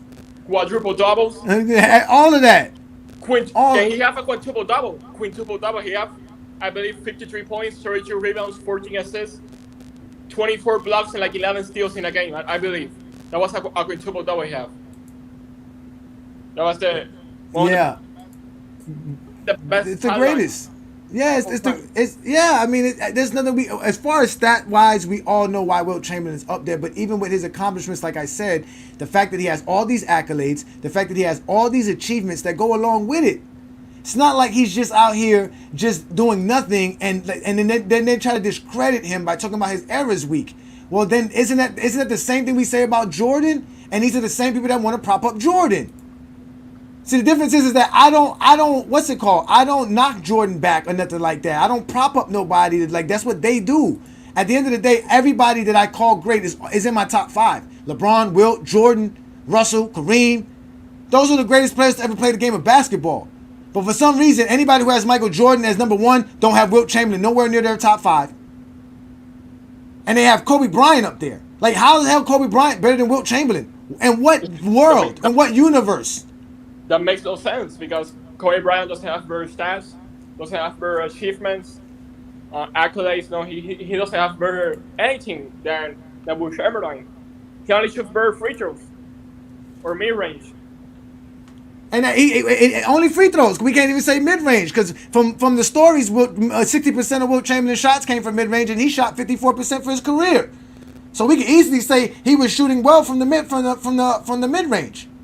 So they even that they don't have. Again, he averages 30.1 points per game. They don't want to accept that. That's Wilt Chamberlain's average. It's tied with Michael Jordan. 30.1 is equal to 30.1. You round up. You round up to the nearest 10th place. That's how the NBA has it. It does not go by the 100th place. It doesn't exist. 30.07 points per game does not exist. But 30.1 points do. The problem I have with the Sesty Jeffries is, when I see at least about the best defenders of all time, I don't know why Wilt Chamberlain doesn't appear in the best defenders of all time. I think he's very underrated when it comes to defense, because if you have the most blocks, the most rebounds, he easily is one of the best defenders of all time. He's easily in the conversation with Bill Russell, of the best defender ever. Okay. I have him too. I have him right behind Bill Russell, to be honest with you. I have him as the second greatest defender of all time. I also have him behind Bill Russell. I think he's top 2, the best defender ever. In offense, he's also right there. In offense, So Wilt Chamberlain have everything on his career. And what was this guy that was here before, talking about Michael Jordan? What was that guy? Oh, they had to bring up Michael Jordan. Remember, I didn't even bring up Michael Jordan. They had to bring up Michael Jordan. He's basically saying Wilt Chamberlain has no GOAT case because this, that, and the third. Just a bunch of lies that he brought up true shooting, his true shooting percentage. That he wasn't an efficient scorer. Meanwhile, the man averaged 54% for his career in an era where everybody would shoot like 40 or less than 40%. But he said that Michael Jordan has a very true shooting percentage, so he was saying like, oh, Michael Jordan is more efficient than Wilt Chamberlain. But then when you bring up LeBron James, that he has a very true shooting percentage, he just said that Michael Jordan still was more efficient. So that's a contradiction. Yeah, that's all they are. They're walking contradictions. You're right about that. That is the fact. They're crazy. Now, but you know what? Yeah. Since we brought up Michael Jordan, they want to talk about Michael Jordan. Let's hear what Wilt Chamberlain had to say about Michael Jordan. Since they would ask him so many questions about the 90s. Let's talk about, Michael Jordan. I'm curious. Michael Jordan, say we had a time machine here, and we could send Michael Jordan back to the Civil War. No, that's stupid. That's just my own fantasy, Right, okay. What if we could send Michael Jordan back to playing basketball with you in your prime? All right? How do you think he would do in those days? Well, first of all, I'm glad you said with me, you know, and not again me. Michael Jordan is one of those rare specimens that could have played at any particular time and is a gifted athlete who is using those gifts in basketball incredibly so. He has been the liaison between something that's not so good and making it great for all the rest. I think that almost every man in the NBA should give him 10% of their checks.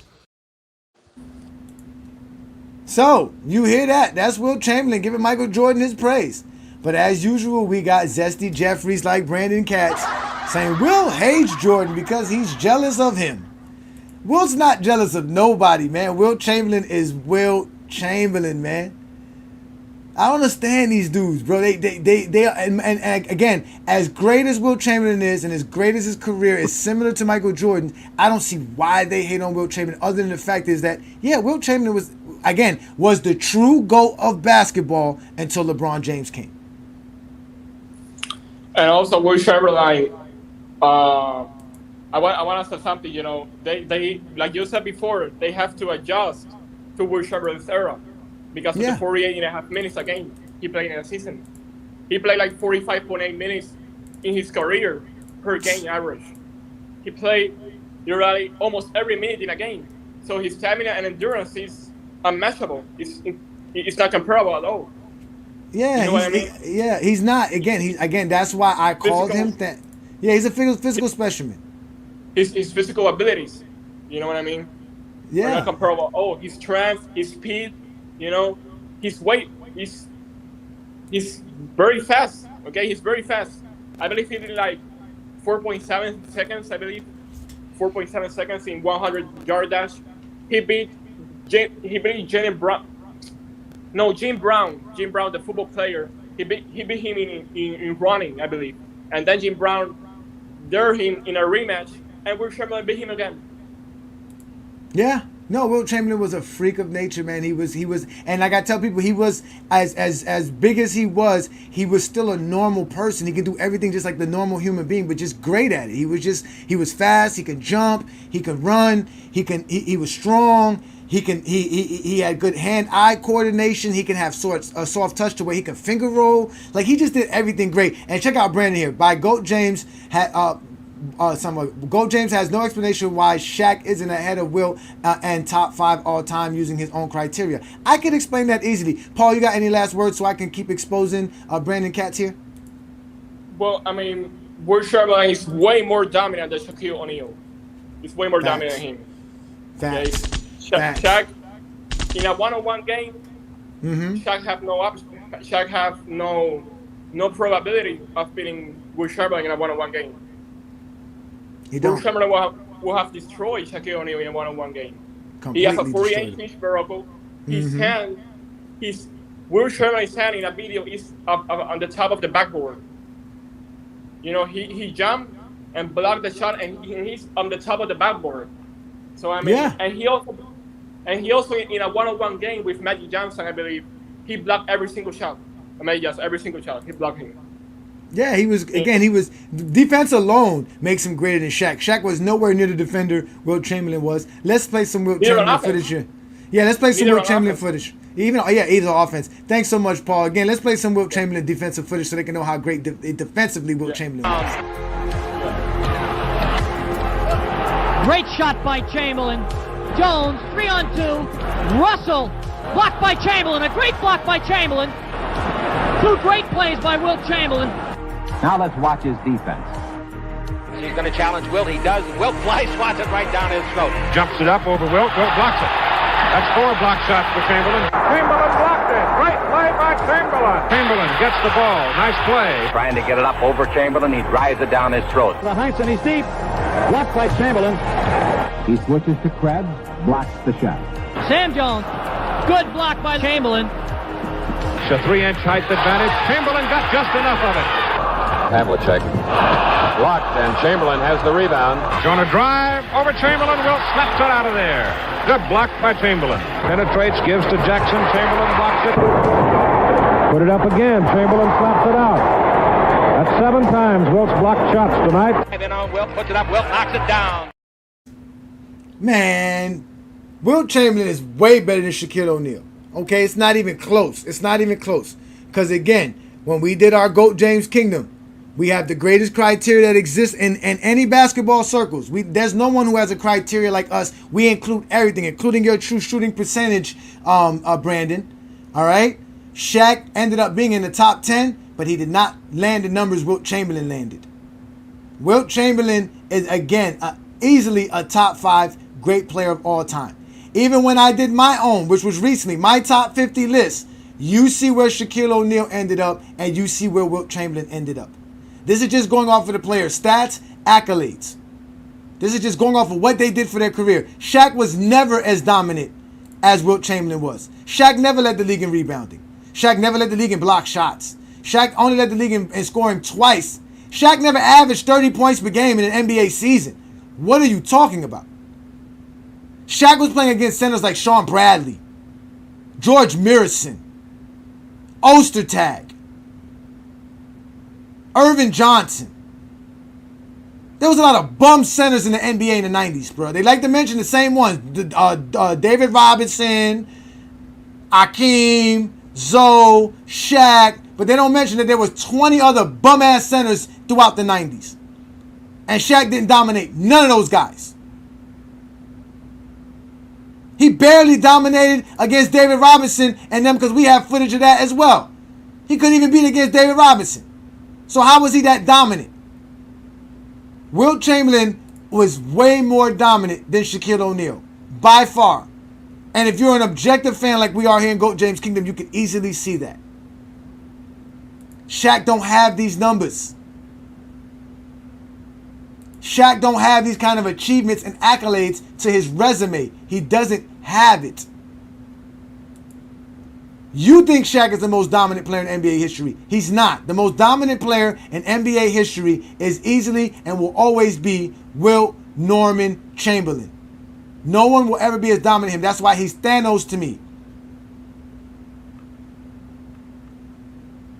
You want to talk about what he do against Shaquille O'Neal? Well, let's let him tell you what he'll do against Shaquille O'Neal. If you were playing today, how would you fare against today's centers? That would be dishonest. I would think that that'd be a license to steal. You see, I'm happy that I have a big mouth because I can say it's on my own, Bill. It wouldn't be a license to steal. You're right. I would love it. Oh, are you kidding me? I mean, it would be a joke. But wait a minute, what about against the Elijah ones? He's quicker than I am, but I believe I'm faster than he is, or was at one time. I'm still pretty fast. no, but I just don't know of any center of today that really. The best players I played against, starting right here, were all back in yesteryear. I mean, you want to talk about Nate Thurman, Willis Reed, you know what I'm saying? That man Wilt Chamberlain wasn't worrying about no Shaquille O'Neal. Nor was Bill Russell. Well, I really am interested. How would you play Shaquille O'Neal, a player like Shaquille O'Neal? Yeah, I'm interested in that myself. Well, first of all, if you want me to be serious for a minute. Yes.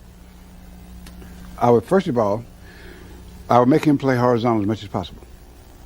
Plus, I would make him have to run up and down the court all day. I figure if I weigh 240 and he weighs 340. And if he gets to carry that whatever it is, up and down every time at a rapid rate, that the fatigue factor becomes part of it.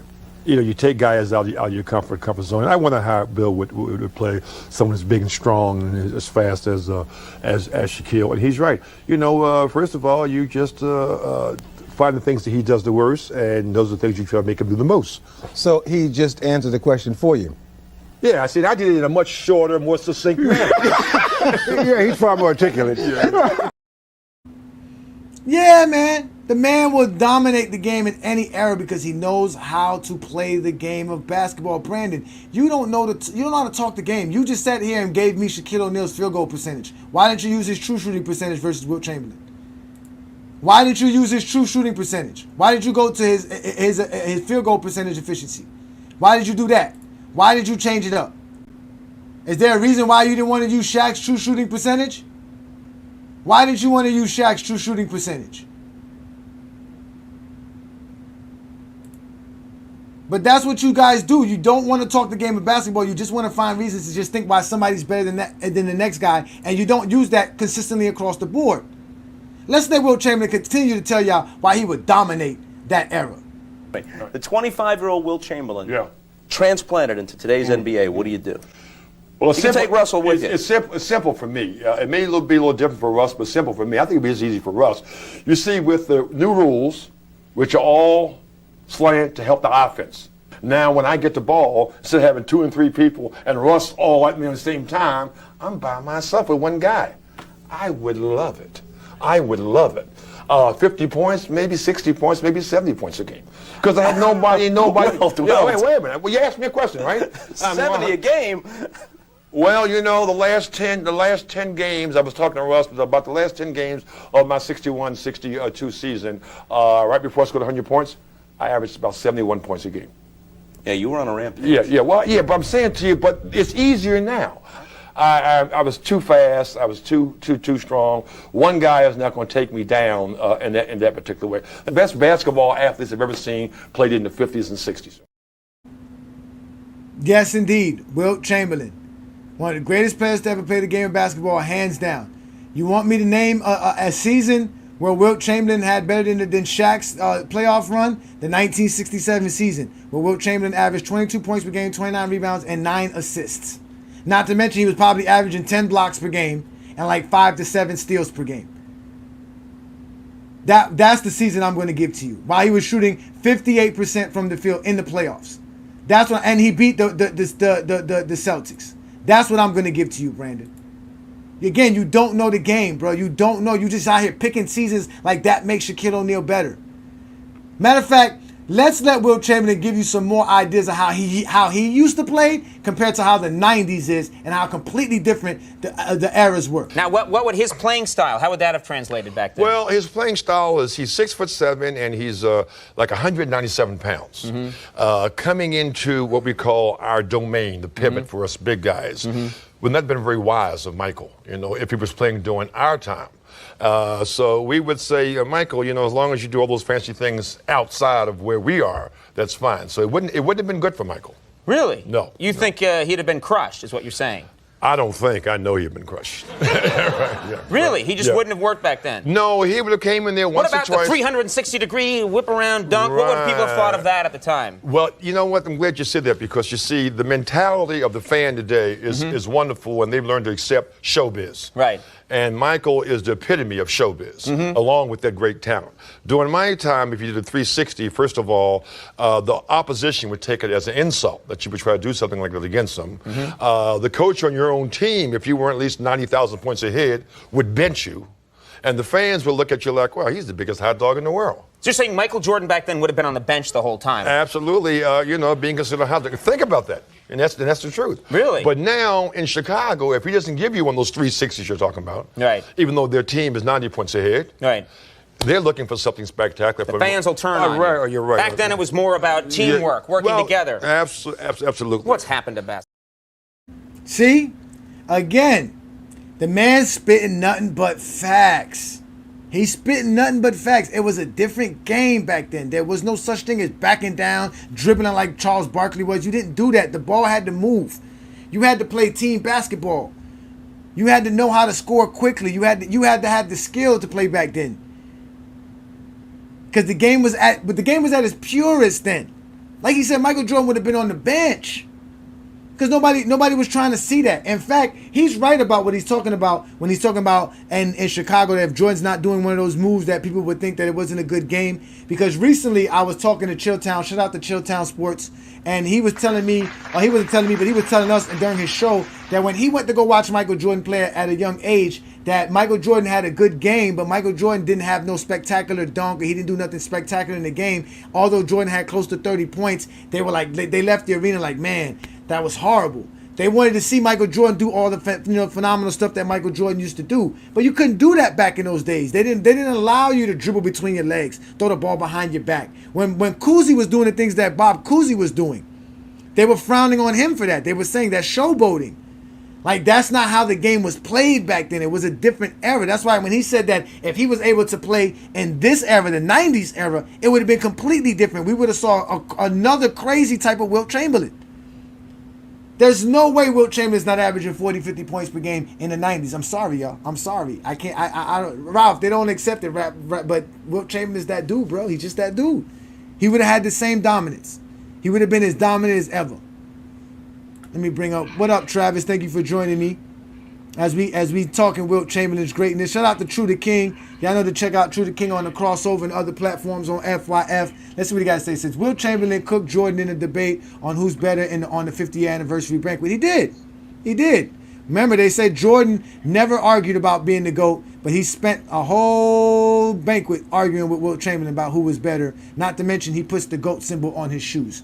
But Travis, what you got for me today? What's up, Ajani? Can you hear me? I can hear you. What's good?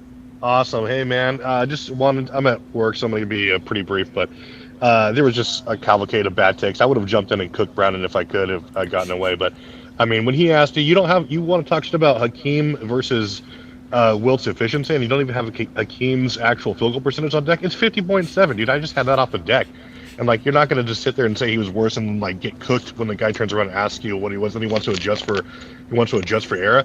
What a casual. Like, what about the way they were making the basketball? How about, like, how shitty the rims were until they started caring about that? And, like, the basketball, like, all these things that go into how players shoot, the style, like, the tempo, all this shit. Wilt was wildly efficient for his era.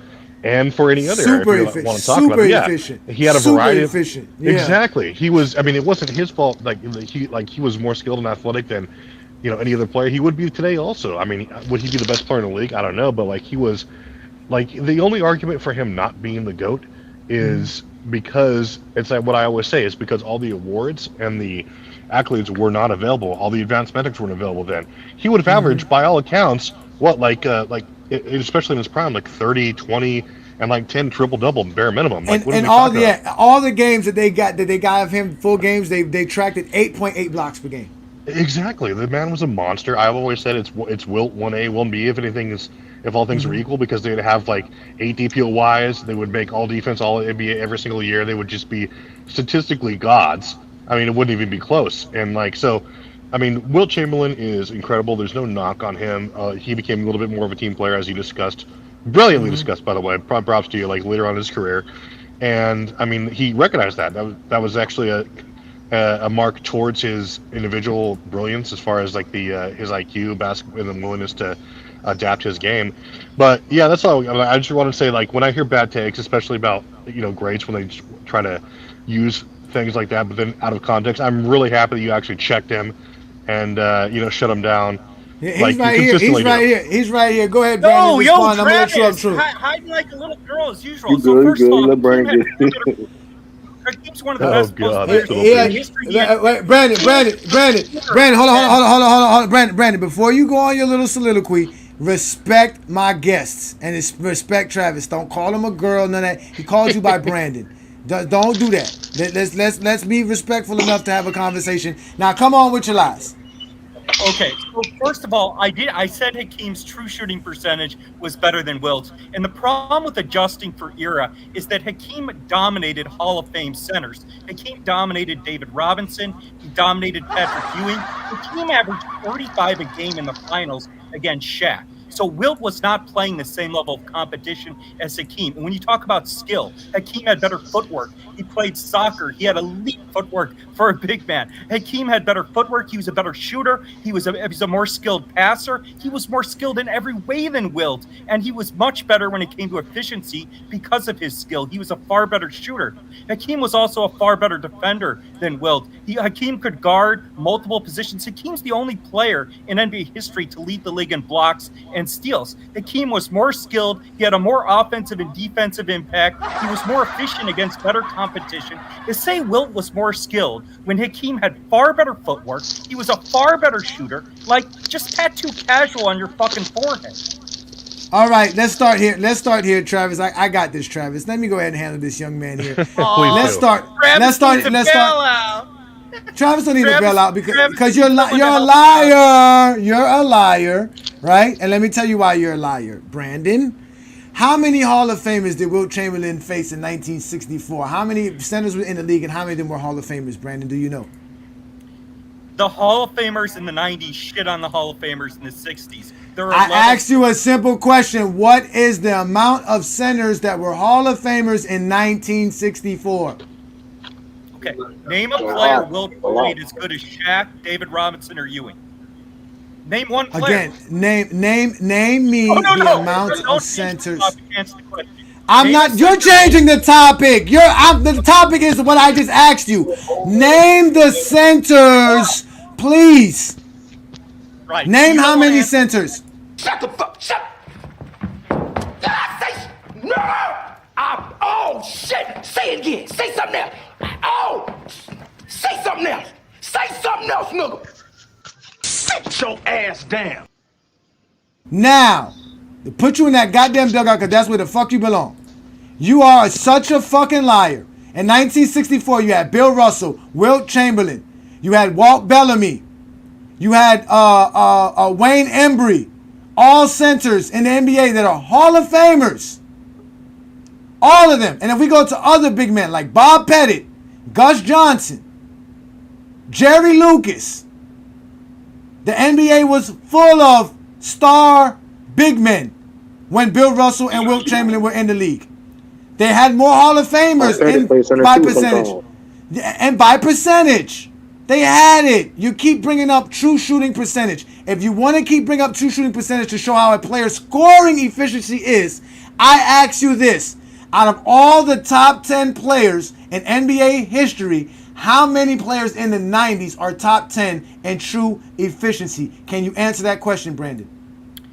The 90s was a defensive era. You have to look at... No, and so was the 60s. The 60s was a defensive era. I ask you, how many 90s center are top 10 in true shooting percentage all time? Okay. The 90s centers shit on the 60s centers. It's not close. You can't name one center Wilt played as good as David Robinson. I don't remember ass. Shut up, bitch. Sit your ass down. See, y'all, I'm tired of this man. I don't have. He doesn't want to answer no questions. He just wants to talk. There is not one center from the 90s in the top 10 true shooting percentage of all time. So that means that none of them are as great. And you know what? The 2010s have it. I got Rudy Gobert. I got DeAndre Jordan. I got Jokic. I got Tyson Chandler. I got Karl Anthony Towns. I have Clint Capella. Half of the players' true shooting percentages are great. So are you saying, Brandon, that the 2010s had greater centers than the 90s because of true shooting percentage? No, I said this. Get the fuck out of here. Get off my show. Go ahead, True. Thank you for joining me, True. Appreciate you. Go ahead and plug in your program, sir. Thank you for joining us. What you got for us on today's show? Hey, man. I appreciate that, man. Go check us out on the crossover every Wednesday. 5:30, no, my fault, 5:15 p.m. Eastern Standard Time, and in the zone with Moose, So Crazy Renegade, every Tuesday, 3:30 p.m. Eastern Standard Time, man. Hey, man, appreciate you having me on, man. Great topic. Rumble in the Rain. Rumble in the Rain every Sunday, too. Shout out to Rob. Yeah, man, great topic. Listen, even if I disagree, Wilt Chamberlain deserves that respect. I mean, I will say this about Wilt Chamberlain. I think he's the arguably most talented basketball player of all time. So you having this conversation, the topic point makes sense in a certain degree. People don't want to admit it, but I mean, Wilt Chamberlain was like that. I mean, at one point in time, he was a GOAT. So, I mean, when it comes to his IQ, talent on the floor, I mean, well-rounded game. I mean, also too, and put in more context of why you say he would dominate in the '90s. Wilt Chamberlain was still active playing basketball. I mean, yes, pickup games, whatever case may be, but he was playing against NBA players in his like 50s, competing on the, you know what I mean? So he still, I mean, it was rumored for him. I mean, it was rumored him coming back at one point in time, I think in the 80s or something, like, I don't know, but like, yeah, he was able to compete. He probably could have man, he could have played like 20 minutes a game and still been effective. I mean, he still. I mean, listen, he was still in shape, and everything. So, I mean, I don't know if y'all saw the picture back in the day, him and Shaq in Orlando. He was looking over Shaq. So I mean, physically, you can't say he couldn't. Physically, you can't say he couldn't play. And I mean, he had the IQ. I mean, listen. So what? Listen. Kareem dominated well. Wilt gave Kareem the business too. I mean, regardless case may be. I mean, and that was the old Wilt Chamberlain. He said, name one center Wilt faced as good as David Robinson, Shaquille O'Neal. Bill Russell. Get the fuck out of here. Bill Russell. Get the fuck out of here. Bill Russell. That's all. Listen, he went against Bill Russell. Like you can't. It doesn't matter. A conversation ends at that point. He went against Bill Russell. I mean, he keeps bringing up the same guy, and he brings up the same guys. It's Hakeem, it's David, it's Shaq. Like he doesn't like that. That doesn't make the '90s the best era when it comes to centers. Like it just doesn't. Just because you don't know about the '60s guys doesn't mean they were not great in the '60s. There was great centers in the '70s too. Hey, really? And the '80s. Brandon Cash. Brandon Cash is crazy. Here come Brandon Cash with the name. Here come Brandon Cash with the name calling. Even though I came up here and I said I disagree, but. Like, okay, like that's the thing. You're not even listening. You want to hear what you want to hear because you. Yeah, they're crazy. They're crazy, bro. They don't know how to talk, bro. But let me I got Aaron in here. Thanks, Aaron, for joining me. What you got for me today, sir? Are you there, Aaron? Oh, I got to unmute you. I'm sorry. Hello. Go ahead. Yeah, go ahead. I'm ready. Go ahead. Yo. What's up, Ajani, man? Peace, mad brother. love, and I don't mean to disrespect and shit, but. This dude Brandon gets on here, right, and starts calling people clowns and shit and little girls. You disrespecting T Perfect and shit, right? Mm-hmm. Meanwhile, this dude probably never had an imaginary fight, bro. You know what I'm saying? And this is the reason why. This is the reason why I'm gonna keep going at Jordan fans for the fucking disrespect. Cause hey, Brandon, if you want, you can hit me on Facebook, Aaron Robles, real quick. I'll send you my address and let's see who you call a clown in person, bro. I don't give a fuck what charges I catch. You know what I'm saying? That's real shit. And my address will be real, nigga. Real. You know what I'm saying? So if you want to, you can call me a clown in person and I'm gonna knock out all your teeth and have you counting sheep, buddy. You know what I'm saying? So go ahead with all that name calling shit. We talking basketball over here. We ain't even talking about Jordan. And you over here slurping Jordan. I guarantee you if Jordan pulled up and pulled out, you'll drop to your knees real quick, buddy. You know what I'm saying? Get the fuck out of here, man. I just wanted to say it, Johnny, man. You know what I'm saying? We weren't even talking Jordan. He brought up Michael Jordan. Crazy, my dude. Yeah, it's crazy, man.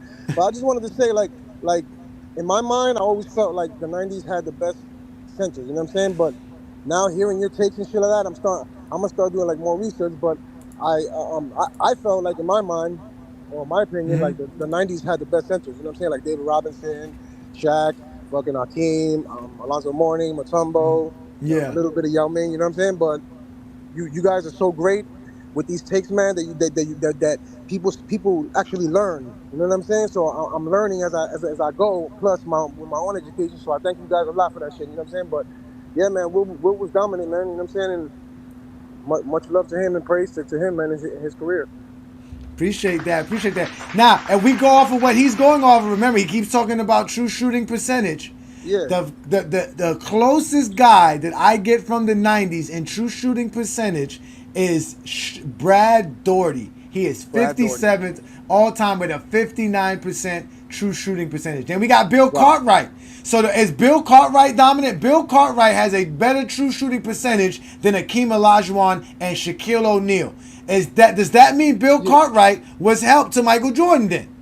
Exactly, but the reason I say that the '90s were the best big man era is because like the centers were like more skilled. I feel like David Robinson can hit a three. He can, you know what I'm saying, spread the floor and shit. So can Hakeem, you know what I'm saying. And like Hakeem to me had the best post up game ever. Like to me, Hakeem is the most skilled center I've ever seen in my life, next to fucking Embiid and Jokic, because they're gonna be coming up on that same label too. That's how I feel. Yeah, because we never seen Wilt. Yeah, and that's the really true. Exactly.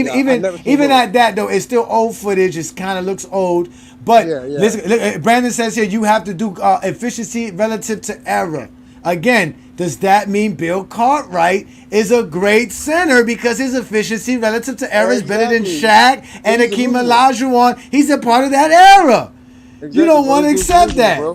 This dude's delusional, bro. No, I'm telling you you. gotta- That you dude gotta- I don't even know why you let him on, bro. That dude is delusional, bro. I gotta let him on. bro. It's got to be juxtaposed to volume 2. See, James, you know the game, so I know I know you trolling, bro. It's funny, but you got to No, include he volume in there. used volume has nothing to do with true shooting, my friend.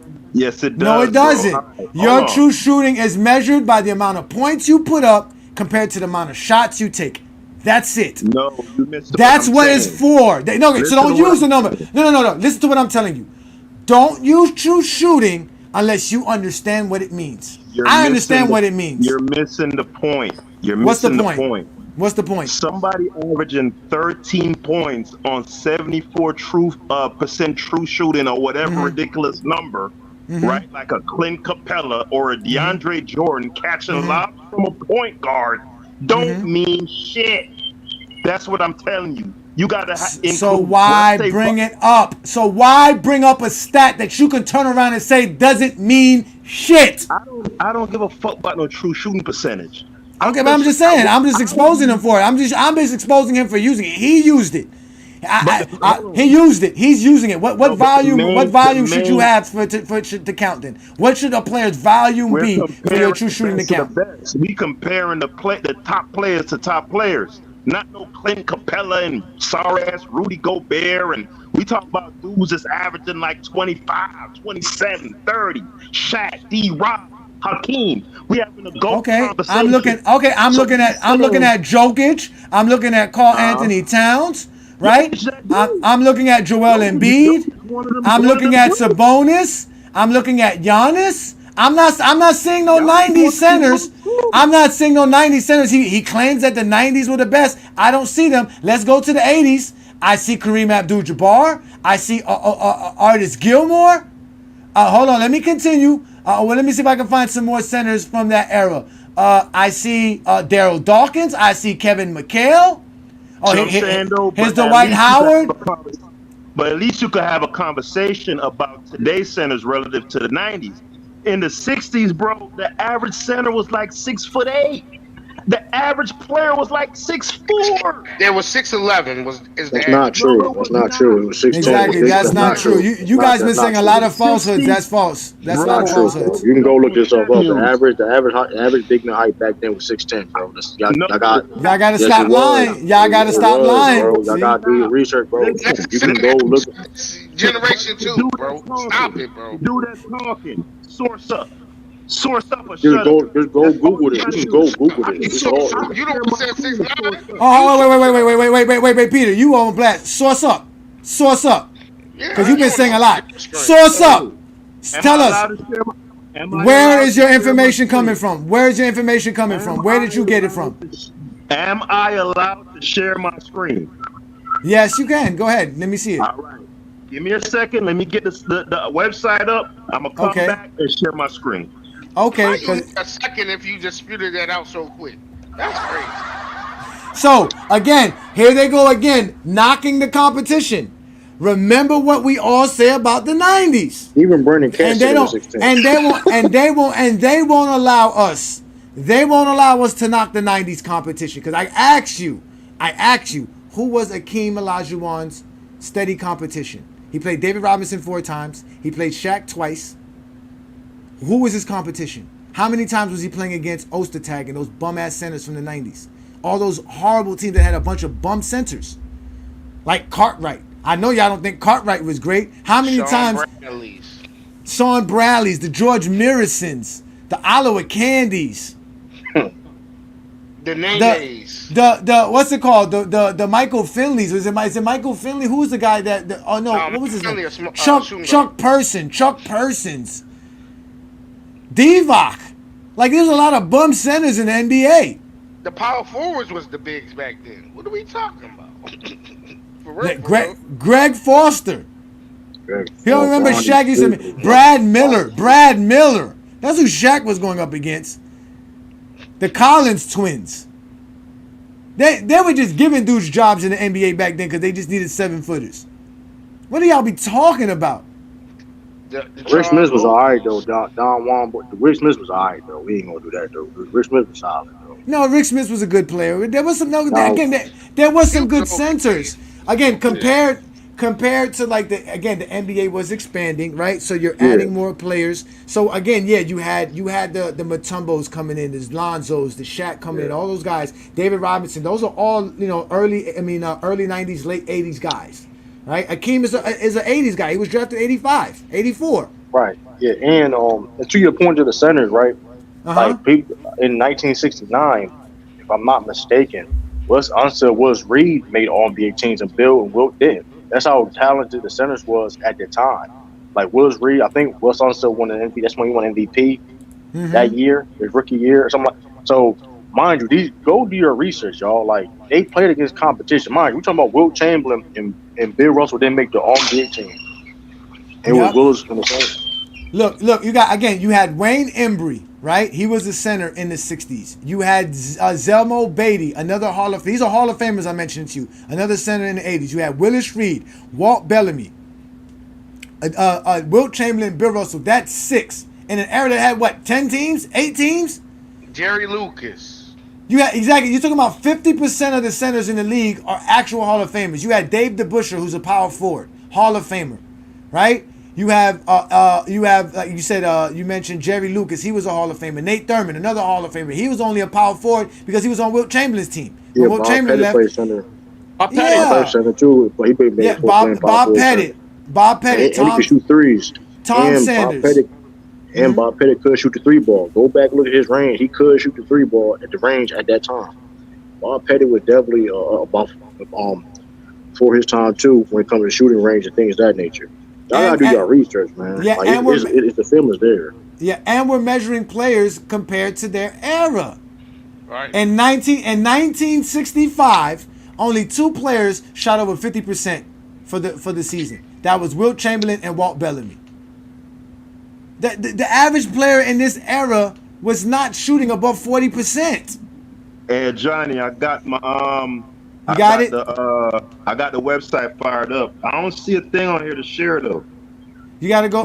If you're on your phone, I don't know where to tell you, but if you're on your computer, it should say present, and then from there you can share your screen, and it'll say you can share your screen. But what's the name of the website? I'm on my. Oh yeah, I'll give you the website name. Hold on.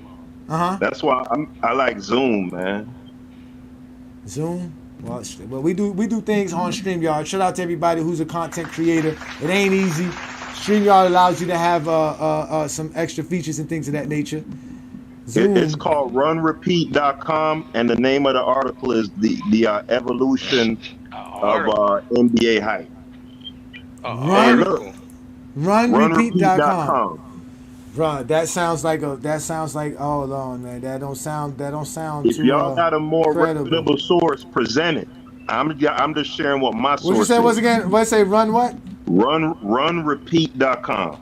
Runrepeat.com. And it's the evolution of NBA hype. Let me see, what's the name? What's the title of it? 70. All right, let's see here. Height of the NBA players throughout the history. Let's do this right here. Let's go ahead and do some Wilt research. Chamberlain's reputation of playing against Milkman, the average weighted height of centers from 1960-73 was 6'10". The average weighted of centers from 2016 to 2019 was 6'11". What are we talking about, brother? It's 6'11" now. So yeah, it said it says despite playing against Milkman in the 1960s, from 1960 to 73, the average height was 6'10". And what site is that you got that from? I'm on the Hoops Geek. Hoops Geek. Hoops Geek is actually more credible than Run Repeat. And when you just type in the average height from the 60s, it says it right there, 6'10". From 1960. And then the other thing too, you gotta remember, guys, it's all the other positions too. So the help side. Hold on. No, we just talking about centers. No, this is what I'm saying though. The help that's coming is short as hell too. That you gotta factor that in too. If you got a small forward that's coming, listen to what I'm saying. If you got a power forward that's coming to help, that's 6'6", that's a big difference from a 6'9" power forward. You feel me?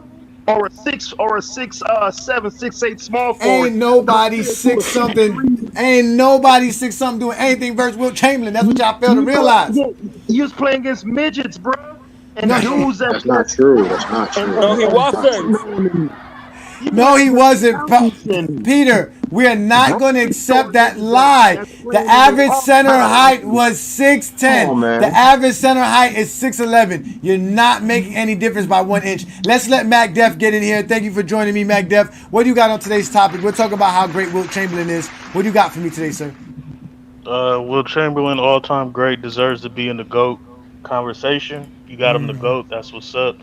I feel if you took away accolades and championships and you just said who's the best basketball player, most dominant, I would go with Wilt Chamberlain. That's the only reason why I don't have him as the GOAT, is because accolades and championships and winning matters to me. But salute to Wilt Chamberlain. This idea about no competition, I mean, he beat Bill Russell and Kareem Abdul-Jabbar, bro. Enough said. Like, what are we talking about? And Willis Reed. He did. I think he beat Bob Pettit too as well, if I'm correct. He was dominant. The competition, he went up against competition. I still got the 90s over as far as centers go over the 60s, but to play Bill Russell and Kareem, and then people don't know who Willis Reed is and Wes Unseld and Walt Bellamy and them, and like, come on, Nate Thurman. Like, come on, Exactly. y'all tripping. The competition was steep with Wilt Chamberlain went up against. But why you say accolades though? When he got every accolade that was available at that time. Every accolade. He got every accolade that exists. He has every accolade that existed at that time. Hey, Johnny, by your own admission, the championship was. Hold on, wait. Let's let Mac answer that. Mac, what do you think about that, Mac? He had every accolade that existed in that era. Yeah, and I grant him the asterisk of Defensive Player of the Year. I think he could have got all that in block records.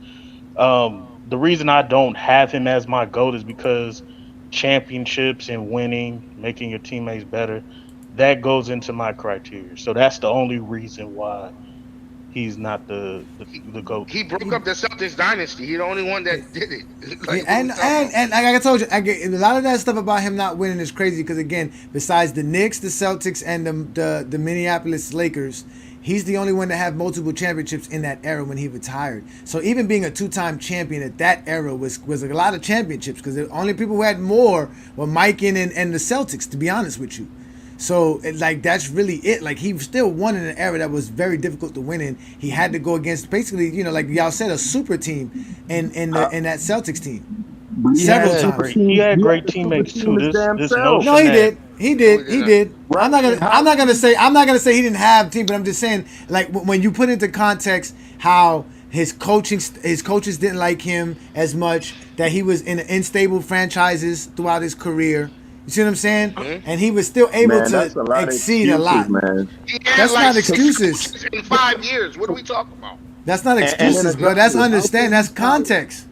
How can you tout the competition of the era and then in the same breath say that the average field goal percentage was 40%? That's garbage. What? Not for that era. Not for that era. The same way the 90s was garbage. The 90s is garbage if we compare it to today's NBA. It sucks. It's horrible. They were shooting 28% from the three-point land. Nigga, the three-pointers were so horrible, they had to shorten the line. They gave them a WNBA three-pointer. That's how horrible they were in the 90s. That's just horrible. You can't keep doing this. If they shooting 40% on two-pointers, what would they have shot from three? 40% is horrible. So imagine the sorry niggas back then. They shoot like in the 20 percentile and 30 percentile. You have to compare them to their era. You cannot take them outside of their era. So let's say let's say this percentage thing. You're going in with the efficiency and percentage. Who's a better scorer than Wilt Chamberlain? Nobody. Shaq. in the Pro Bowl play. A man who never averaged 30 in the regular season. Damn, that's what I wanted to know, because this efficiency is going way too far. So I just needed to know that. You think Shaq is a better scorer than Wilt Chamberlain based on percentage, sir? You running up and down the court at a 120 goddamn pace. Of course your fucking points per game gonna be inflated, bro. Shaq can't do that. Shaq can't do that. Why he couldn't? Because he can't. Because he had the chance. He never did. Hold on. It's the same 48-minute game. All this pace. Forget the pace, bro. For a guy who could run 48 minutes a game up and down the court at that pace, that tells you how great he was. If Shaq in a slow pace era can't run 40 minutes a game, then that tells you what Wilt was doing. Niggas was just running up and down, chucking up nonsense. That was basketball. You cannot disrespect the game because you don't know the game of basketball other than an ESPN highlight and an NBC intro. You can't disrespect 45 minutes a game, bro. No, and this man said, listen, you know why the pace was so slow in the 90s? Because they sucked. They had to slow the game down to give the ball down to the big man, and he would dribble for 5-10 seconds, pass it back out, then pass it back to me. They didn't even run plays that much. This shit was horrible basketball. They played pure basketball in the 60s. The ball was moving. Shots were being missed, yeah, but they were moving. They weren't just sitting around here giving the ball to the center, letting the center dribble for 17 seconds, then pass it back out, and then I shoot the ball. That's horrible basketball. They were not skilled enough to do anything else other than dribble, and shoot at the end of the 24-second shot clock. Y'all gotta stop doing this because then when we start discrediting the 90s, y'all come up with a bunch of bullshit. Oh, it was this 90s. That's what the era was like. You just gotta understand it. Never end the cycle. Never end the cycle. It's a never ending cycle. And that's why Wilt Chamberlain's career is a mirror to Michael Jordan's career. Because the same things y'all doing to Wilt Chamberlain is what we do to Michael Jordan. It's the same shit. And we should do it to Michael Jordan. Because y'all created this bullshit about how y'all want to knock players down without understanding anything. Wilt is the most misunderstood player ever. That's not basketball, but Showtime was successful in this era. Nobody dominated the game of basketball more than Wilt Chamberlain. He is the most dominant player in NBA history. He dominated in the playoffs. He dominated in the playoffs as well. Yes, he did. Precipitously. No, his shots per game dropped off tremendously. Not his efficiency, not nothing else. Not his production, nothing else. He was still dominant. He was told to stop shooting. That's what it was. I keep telling y'all that. There are two different Wilt Chamberlains. You cannot sit here and tell me that Wilt Chamberlain averaging 33 points per game is bad and a drop-off because he's taking less shots. It's not like he's taking the same amount of shots. Y'all are saying that he's choking because he's taking less shots. That's not the same shit. He was averaging 22 field goal attempts per game for his regular season in his career. He averaged less than 15 shots per game in the postseason, y'all. He's taking less shots. That's all it is. He's taking less shots. I'm sorry, he averaged 17 shots per game. He's just taking less shots. Because it was a tougher era. It was easier to stop the big men back then. And he was still dominant. Ajani, in the 69 finals, in that season, Wilt Chamberlain was averaging 20 points. And in the 1969 season, he was asked to stop shooting the ball. He was told not to shoot the basketball. He still averaged 20 points per game. I mean, he averaged 11 points that game in that series, but he averaged 25 rebounds. Bro. But he shot 11 shots per game. He shot 11 shots per game. He took less shots. 3 single-point games, a 4-point game? He took less shots. He was playing with Elgin Baylor and Jerry West. That was his first year. He was not supposed to be scorer of the team. You're asking him to do shit that he was not supposed to do. He was not made to be the scorer. Hey, Johnny, about the since people we want to bring up Jordan and all that stuff. Jordan, that's the one thing about it too. Jordan never was asked to take a lesser role ever in his career ever. Like Jordan, that's the benefit of doubt that he had over a lot of people in NBA history when it comes to these GOAT conversations. He never had to really sacrifice being who he is. You know what I mean? Which is, I mean, hey, that was the luxury of Jordan and the Bulls and his situation at the time. Wilt Chamberlain had to sacrifice, do what he had to do to help teams win, because to the point of the reason why he took a lesser role of scoring to help the benefit of the team. So, like, what's the problem with that? He shot. Listen, you don't think that's a knock? That's not a knock. In 1969, no, because you helping your team win. If you helping your team win, how is it not? If you're doing exactly what you have to do to help your team win. You can't. I mean, because granted, when he was having the crazy ass numbers, he wasn't successful. Because granted, when you are dominant like Wilt Chamberlain, listen, it's phenomenal what he did. But when your teammates, like at the end of the day, it's a team game. So when you're so dominant and ball heavy, where other guys can't get in rhythm, that's going to be hard for you to win a championship. It's just a reality situation. So when he took a lesser role and get more of her teammates involved and heavy on the scoring and won. Yeah, but Jordan because he wasn't heavy on the scoring. Y'all, he's bringing up. He's trying to use the 40-point per game Wilt Chamberlain versus the 20-point per game Wilt Chamberlain. Wilt Chamberlain he was the fourth most attempts on his team that series. He was taking less than 10 shots per game. They played a 7-game series. He took 58 shots that whole series. He shot 50%. He was not. The job of him was not to be the scorer of that team. They had Elgin Baylor. They had Jerry West. They told him to do everything else. It had nothing to do with him. I knock Wilt for that. That's just me though. How you? Of course you want to knock him that because you believe the Zesty Jeffrey lies. Y'all believe the Zesty Jeffrey lies. The reason, and y'all don't hold Jordan to none of this. Because it's true what True the King just said. True the King just said something real. Jordan was asked to lower his role and do things differently. And that's why they had got Scottie Pippen. So all Jordan had to do was score. Jordan stopped being the team's facilitator. He stopped being the main defender on the team. He stopped doing all. Wilt didn't stop that. All Wilt did was stop scoring. He was still the best rebounder, the best defender. He was the best playmaker on the team. By far. Now maybe when he played with Jerry West, I can say maybe Jerry West was the better playmaker, but still he was the best. But we're talking about 67 and 68 in those years because again that was his first year in LA that you're bringing up, and they made it all the way to the NBA Finals again. He made more finals taking less shots and won more taking less shots. So of course his impact was still there. But go ahead, Mac. The reason I knock Wilt is because Wilt Chamberlain even said, well, if you take Bill Russell off the Celtics and put me there, I don't think we win as many championships because I was selfish and because I like to score. So your main objective and what he was great at was scoring, but he couldn't lead a team to a championship being a scorer. So he had to play. No, he could. He would have won. He could have won. He could listen. He lost to the Sixers. He lost to the Celtics 7 times.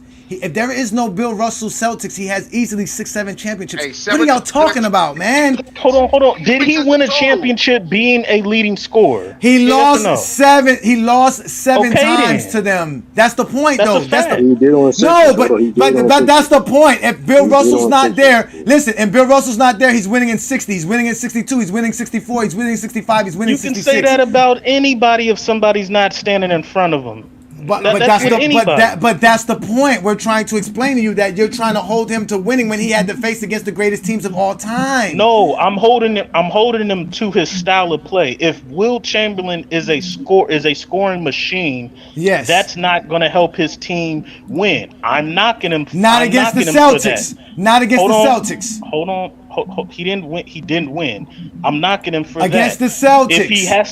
If he has to change his play style and play like Bill Russell to get his more team involved than not scoring, then yes, I'm going to look at that and say, well, your most dominant self, it's not that you couldn't win championships. You even said it yourself, Wilt, that I don't think even if I played with 8 Hall of Famers with the Celtics, we probably would have won less championships. So I had to play different. They win 14. If Wilt Chamberlain, if Wilt Chamberlain was born, no. If Wilt Chamberlain was born before Bill Russell, the Celtics are winning 14 NBA championships in a That's row. your opinion. That's But not Wilt opinion. said, I don't think That's, so. wait. Listen. Wilt said Yeah, that I those don't think so. You're lying. Wilt said that those guys wouldn't be Hall of Famers. Not that he wasn't gonna be successful with them.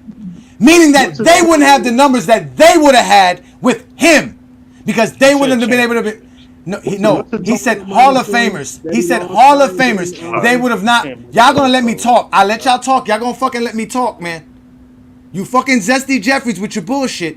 I keep tired of you fucking Michael Jordan fans and you fucking Zesty Jeffries with all this bullshit. I'm not lying. You're lying. I'm not the one lying. You're lying. You just makes me sick. Okay? I'm just John Q. Public now.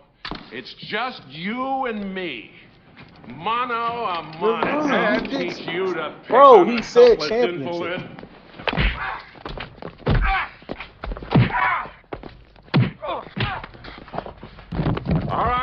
All right, he's had enough. Be quiet, Mac. The Zesty Somebody help the captain. We've got to get to that press club dinner.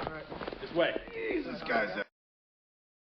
No, he did not say championships. He said those guys would not be as the Hall of Famers that they would. The teammates that he had, he would have won championships. Don Nelson hit a shot in that 1969 game when Hal Greer in 1968 was horrible for the 76ers. In a game where he shot less than 20% and they lost the game 7 versus Boston. He said that they would not be Hall of Famers with him because they would not have had the same roles that they had with Bill Russell. They wouldn't have been scorers like that. That was his words. That's exactly what he said. He didn't say he wasn't going to win no championships with them. He's going to win championships with that team. If he was with the Boston Celtics, he would have won 14 straight championships. They would have built a great team around him. I don't know why you guys can't accept the truth. That is just the facts. All these lies that y'all keep coming up with is not going to work here. You guys are clearly the Michael Jordan police, and somebody called you over here. My name is Sergeant Frank Drebin, Detective Lieutenant Police Squad. I was in the middle of getting my car washed when I heard the call over the police scamp. Have you seen this man? Calm down, son. It's just a drawing. We have to be real, Mac. We have to be real if we're going to have a conversation, Mac. We have to be real, bro. You cannot be making up these lies. All right. Bet money. Bet What's money realer what? than that, nigga? What's bet money to what? What bet money? money that Wilt Chamberlain said that we wouldn't have been as successful if I would have played on the Celtics, which means we wouldn't have won. He didn't say nothing about the players being Hall of Famers. They were talking about the teammates that he had. All Oh wait.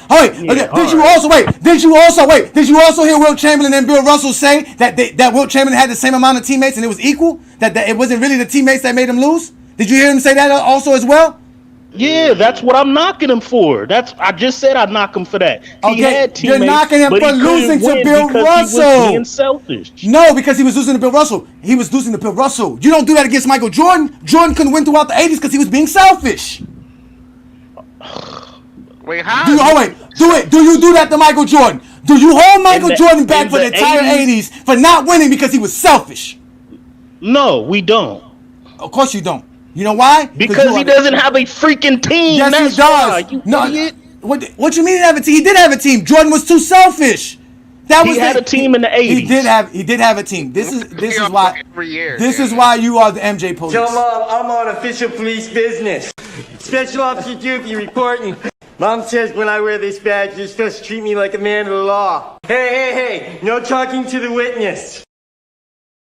MJ had a team in 1988. He had Hall of Famers and everything. You're gonna say he didn't? All right. Wait, Matt. Who was on Bill Russell? Who was on Wilt Chamberlain's team? Go ahead, tell me. Who he was playing with? You had Guy Rogers, a Hall of Famer. You had Nate Thurman, a Hall of Famer. This is when he's averaging 40 points, 38 points per game. He had 2 Hall of Famers. You're not gonna say Guy Rogers and Nate Thurman aren't great. That's number one. Number two, he lost a 3-1 lead to Bill Russell in the Celtics after winning a championship and having a number 1 record with Hal Greer and Billy Cunningham. He lost with Jerry West, Hal Greer, Happy Hurston, and Elgin Baylor. He lost with them 4 Hall of Famers on his team. Wilt Chamberlain played with 8 Hall of Famers his career on the teams, and he lost. He played with just as many Hall of Famers as Bill Russell. And to be factual, Wilt Chamberlain's teammates are better than Bill Russell's teammates. Yet there's not a teammate that Bill Russell played with that's better than Jerry West or Elgin Baylor. Okay. None of them. Okay, now you just mentioned players like Nate Thurman who didn't play with Guy Rodgers.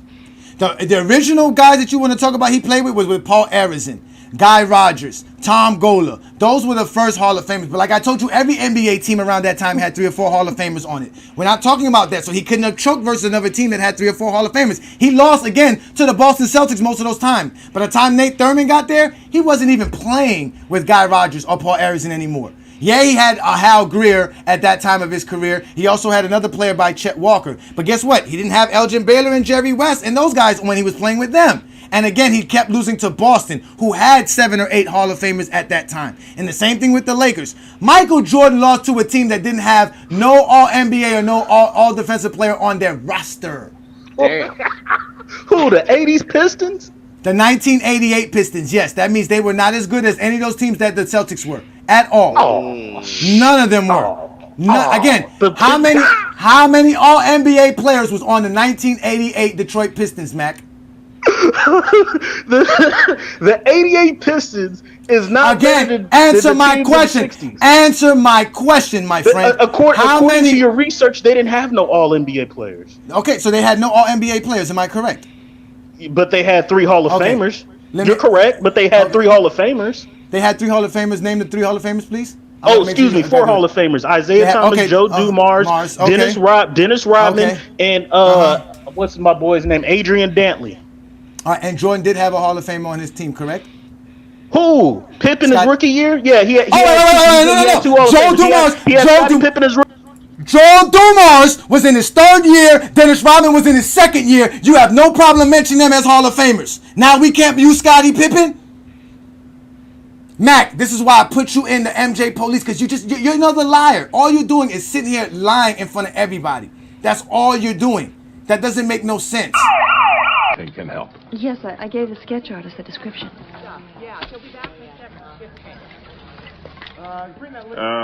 Ed, that'll be all, McTeague. Why don't we get that other artist? You know, the one who never dates, lives with those 2 guys? Right.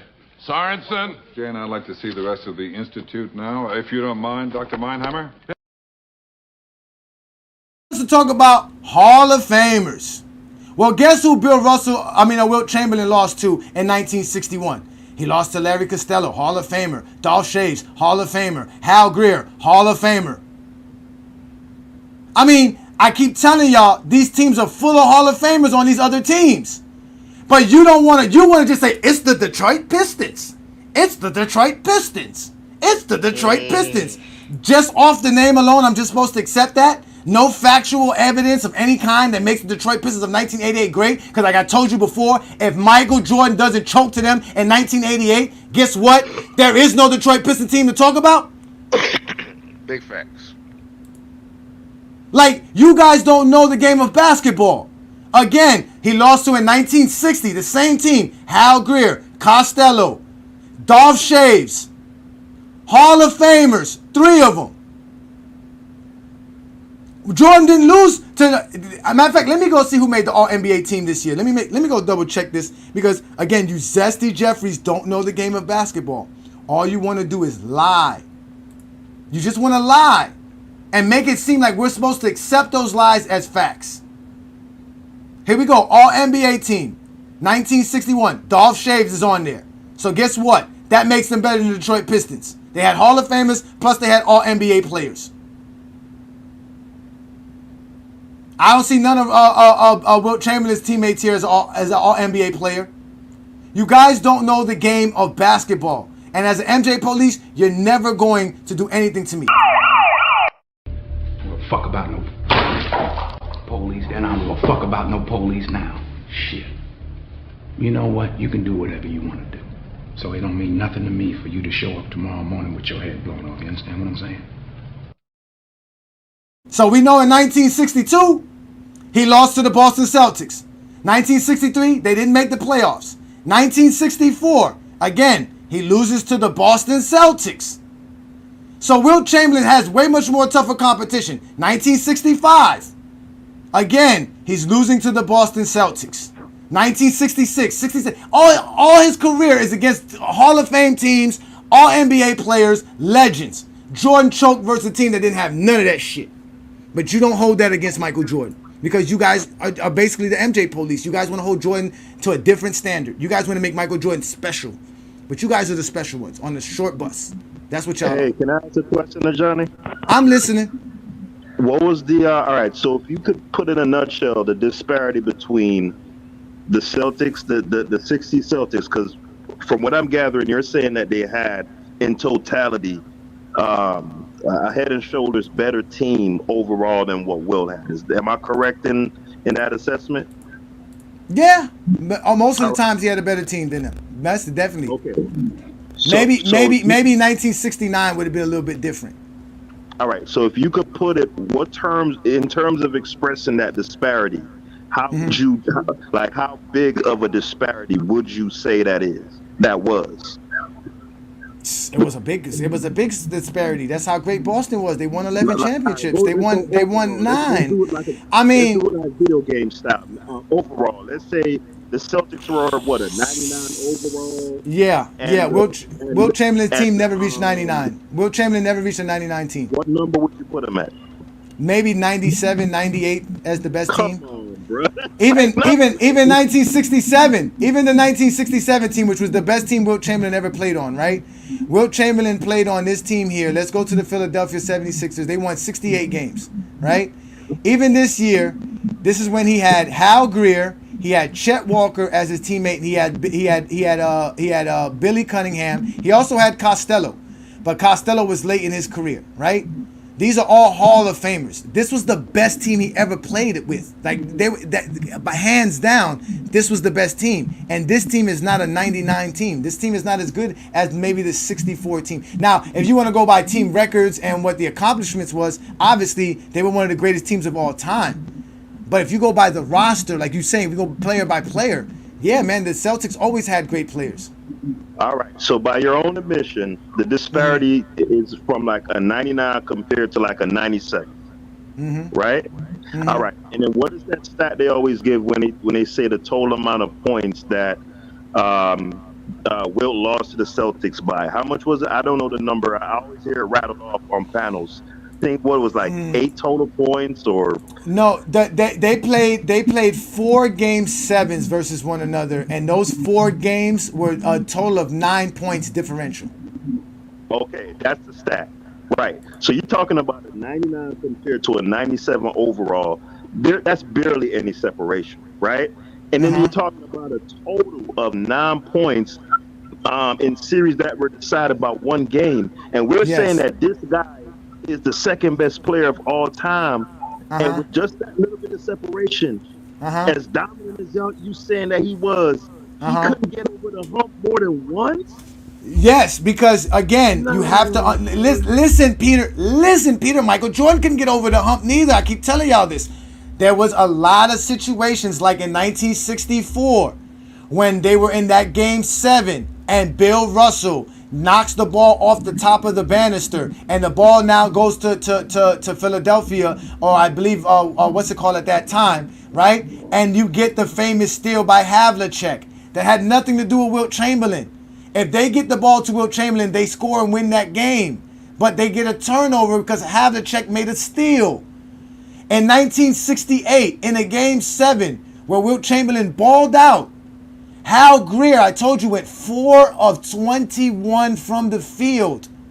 The same guy that y'all want to give credit to say that he had the teammates and he had help with, bummed out in that game 7 for him. Another game 7 where Paul Arizin didn't ball. That was in the 1962 game. He didn't show up while Wilt Chamberlain was there. Again, against the Boston Celtics, Wilt Chamberlain balled out. He always balled out. He was always doing his job. The only difference was he took less shots because it was harder to get his shots versus a better team with a better team strategy as far as how they played the game of basketball. That's why they were able to win 11 championships. And that's why if he was on Boston, they would have won 14. Because he's better than Bill Russell. That's just the facts. And they would have had a stable franchise to where he could have been playing the game. The man was phenomenal. You're holding him to things that had nothing to do with him. For me, Ajani, it's just too much. For a guy that, you're selling as being so dominant, it shouldn't be this much explaining. Like, it's not explaining, because y'all keep lying. I have to explain lies. Like, when people talk about Tim Duncan, for example, right? You could point to like the 04 Olympics where he was like a marquee player on that team and they melted down, or you could point to whatever other failings that he had, right? Mm-hmm. But when you juxtapose that against winning that 03 finals, I think Tony Parker was a rookie at the time and a pretty mid-level overall roster, right? Mm-hmm. You can't do nothing but come away and say, that dude was that dude. When you look at I can. You know why? Let me tell you why. Because you know nothing about the Game 7 in 1965 when Wilt Chamberlain had 30 points, 32 rebounds, was 12 of 15 from the field, which means 80% from the field, and his team lost that game while Hal Greer went 5 of 12 during that game. While Larry Costello went 1 of 7 during that game. Luke Jackson went 3 of 10 from that game. And somebody let Sam Jones go off for 37 points. Somebody let John Havlicek go off for 26 points. Wilt Chamberlain did his thing. You guys don't know this because you guys don't know the game of basketball. We could all go on Basketball Reference and look at them same box scores, bro. I'm looking at it. You didn't know about that game. You didn't know about that Game 7. You was holding him up for games in 1969 in 1965. 1965 when he was averaging 30 points per game. He went for 30 and 32 in a Game 7, shooting 80% from the field. But that's what I'm saying, Ajani. You giving his other teammates, or you kind of knocking them for having a bad game in a particular game, right? But when I do the same thing for that 69 series, right? Where he lost 7 games to Boston, right? And in one of the games, he scored 4 points, and he lost by 1 point. They won that game. He scored 4 points. And the game that they lost in Game 7, he actually played as well too. He was taken out of that game. They took him out again. He was not asked to score. He was not asked to score. But that's what I'm saying, Ajani. If your team can win against the vaunted Boston Celtics, right, with you scoring 4 points, that lets me know that your team wasn't no trash ass team. They were right there. And I told you 1969 was the one year that he might have had the better team than Boston. That's what I said. But again, he was still the third option. And he had 2 8-point games in the finals after scoring 20. That had nothing to do with why they lost that series. You keep trying to blame it on that one. That had nothing to do with it. You can't be serious right now, bro. Yes, I'm being serious. That had nothing to do with it because that was his role. If that's his role, if they can win with him scoring 4 points, why do you want him to score more? He was scoring 20 points in that reduced role. So that was the standard in that reduced role. No, because it's different when you're playing Boston and Bill Russell. He's not averaging that against them. He's taking less shots versus them. He's averaging 19. They're telling him not to shoot the ball. He's told not to do that. Even if we go to the Game 7 in Boston, right? Game 7, 1962 NBA Finals, right? Let's go to this game here. Wilt Chamberlain has 22 points and 22 rebounds. He's 8 of 9 from the free throw line. He's 7 of 15 from the field. At the end of the day, he just shoots less when he's playing against Bill Russell. It's not like he's not scoring. Or effective.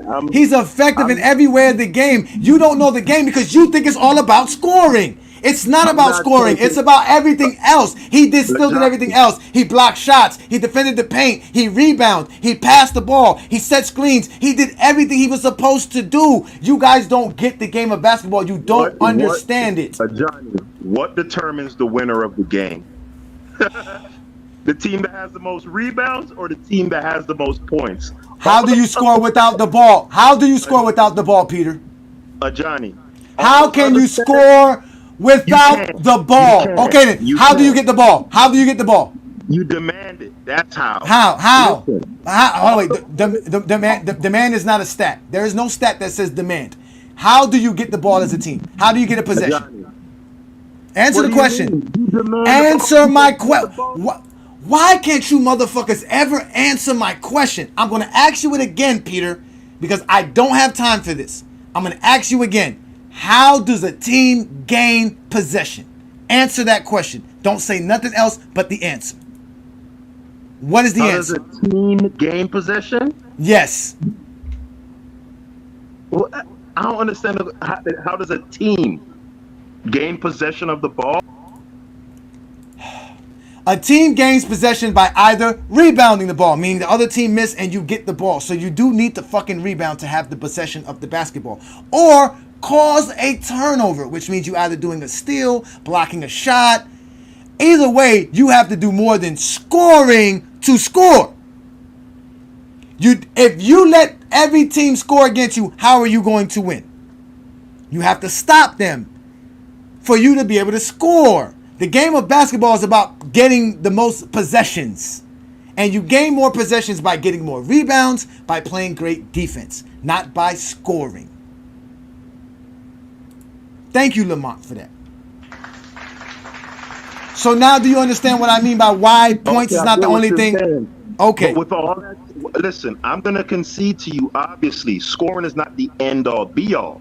Mm-hmm. But if we were weighing, just similar to how you would weigh a GPA, right? Or like you have a weighted GPA, or you weigh certain values more than the other in a statistical equation. Mm-hmm. Points are more important, much more important. Let me finish my sentence. Mm-hmm. Points are much more important than any other ancillary stat. Rebounds are a function of missed shots. False. Okay? Peter. False, Peter. False. This is why GOAT James Kingdom exists.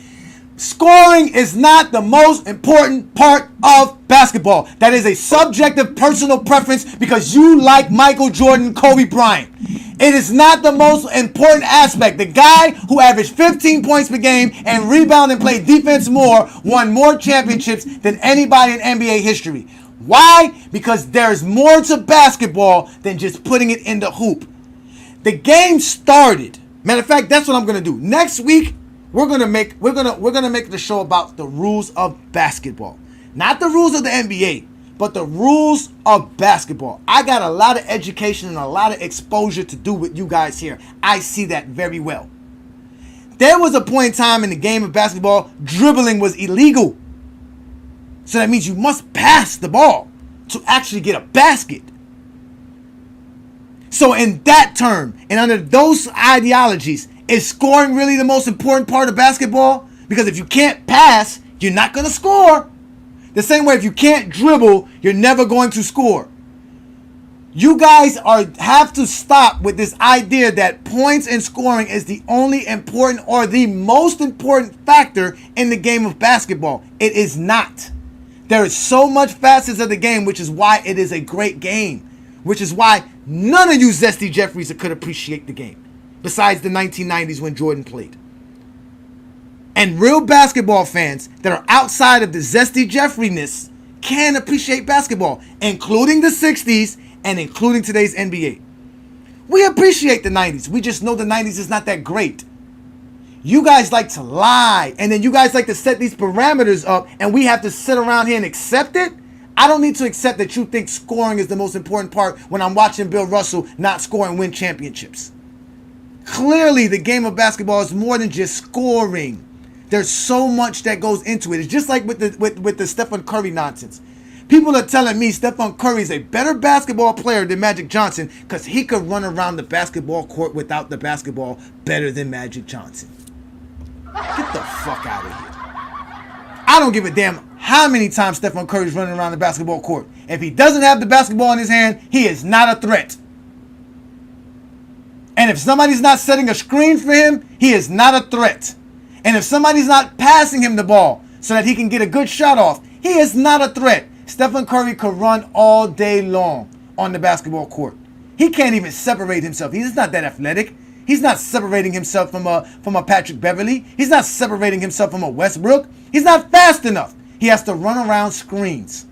So that means the screen is just as important as Stephen Curry running around. You guys don't know the game of basketball, and it's sad. It really is sad, man. You guys have to understand that the game of basketball is more than just scoring. So next week's show, we're going to talk about the rules of the game. Hopefully nothing big pops up because I really wanted to talk about something else. But you guys have to appreciate the game of basketball. Again, Wilt Chamberlain did not choke versus Boston. He just shot less. His career numbers are not bad because he was choking in the playoffs. He just shot less in the playoffs. And the only reason he shot less in the playoffs was because he was asked to shoot less later on in his career. All the numbers are here for you to see. The man went from taking 31 shots per game his first 7 years in the regular season to 26. His field goal percentage only went down a half a point, or 1 point, something like that. Yeah, a half a point. And it was the same thing. And you see the difference. He went from taking 26 shots to 13 shots. It's not because he's bad. His field goal percentage went up. His rebounds went up. His assists went up. His game impact went up. His influence on the game went up. Everything about his game went up besides the fact that he just decided to stop scoring. And we should thank Wilt Chamberlain that he stopped scoring. Because if Wilt Chamberlain would have kept doing what he was doing between 1960 and 1966, he would have 45,000 points. Easily. Tyson, what I'm doing is exposing people who don't know the game of basketball, like I always do on that Friday Night Exposure. Hit that like button, sir. Hit that subscribe button. Become a member of the channel.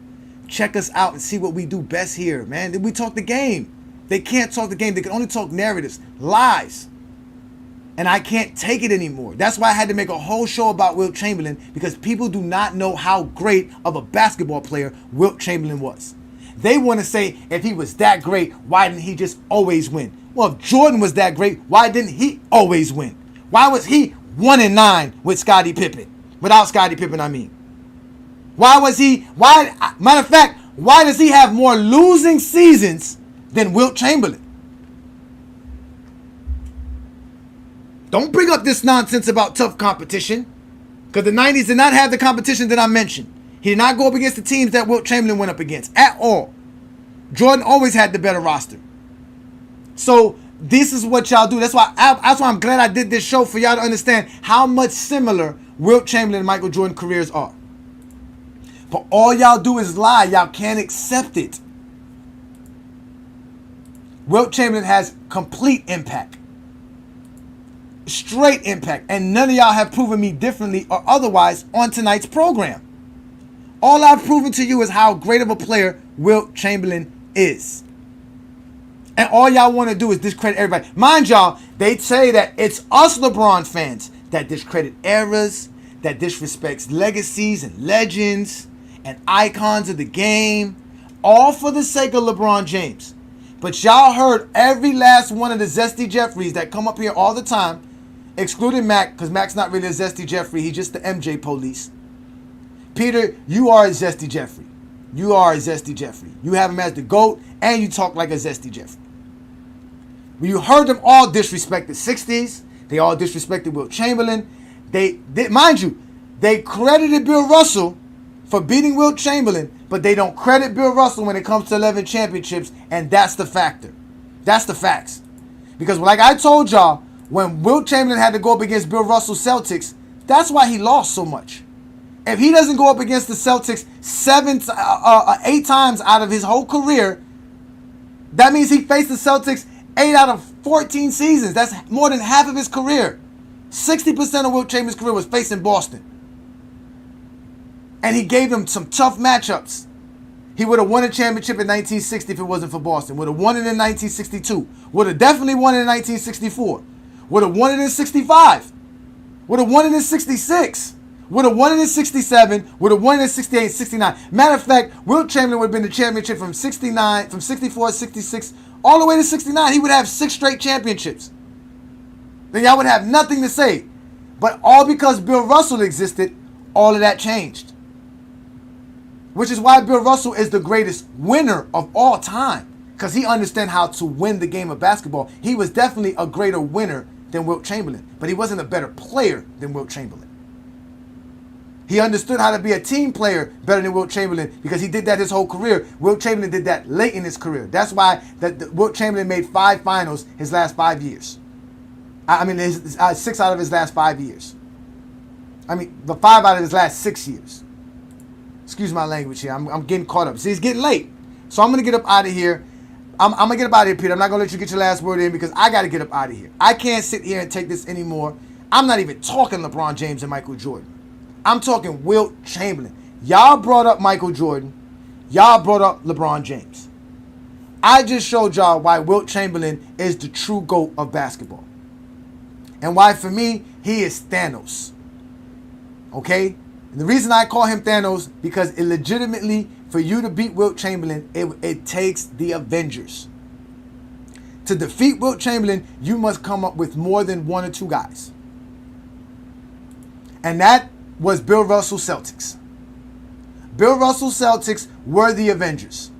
They were able to completely change everything about how dominant Wilt Chamberlain was. And thankful for us that that happened, because if not, there is no argument that Wilt Chamberlain is the greatest player of all time if he leaves the league with 8, 9 NBA championships, including all the other things that he did. He would have won more MVPs if it wasn't for Bill Russell. Bill Russell won 4 MVPs while playing with Wilt Chamberlain in the league. So imagine how many MVPs Wilt Chamberlain would have had without a Bill Russell. Michael Jordan didn't have a Bill Russell to compete with. Michael Jordan's greatest competition was Karl Malone. But Wilt was misunderstood. He was a phenomenal player. He played the game like none other. But it was hard to understand how great he was. And let facts. Wilt was so great that none of his coaches or anybody around him could truly understand his greatness. They were just in awe of him. They couldn't believe it. Just being around him put you in awe. The man was just incredible. You guys want to see how much of an awe he used to put his teammates in? Let's just look at this. I'm going to tell you something. As bad as it looked, you didn't miss by that much. No, it was on top of the ball. You see me make 2 in a row. I had to set one fast. There you go. I'll give you $5. I just made the last 3 of them. I don't care. This is the one I'm talking about for $5. Get up! Get up! Did you see their faces? They couldn't believe what they were watching Wilt Chamberlain do. This is a 7-footer shooting like that from the outside. The man was incredible. He dominated the game like none other. He was great. He was Wilt Chamberlain. Wilt Norman Chamberlain.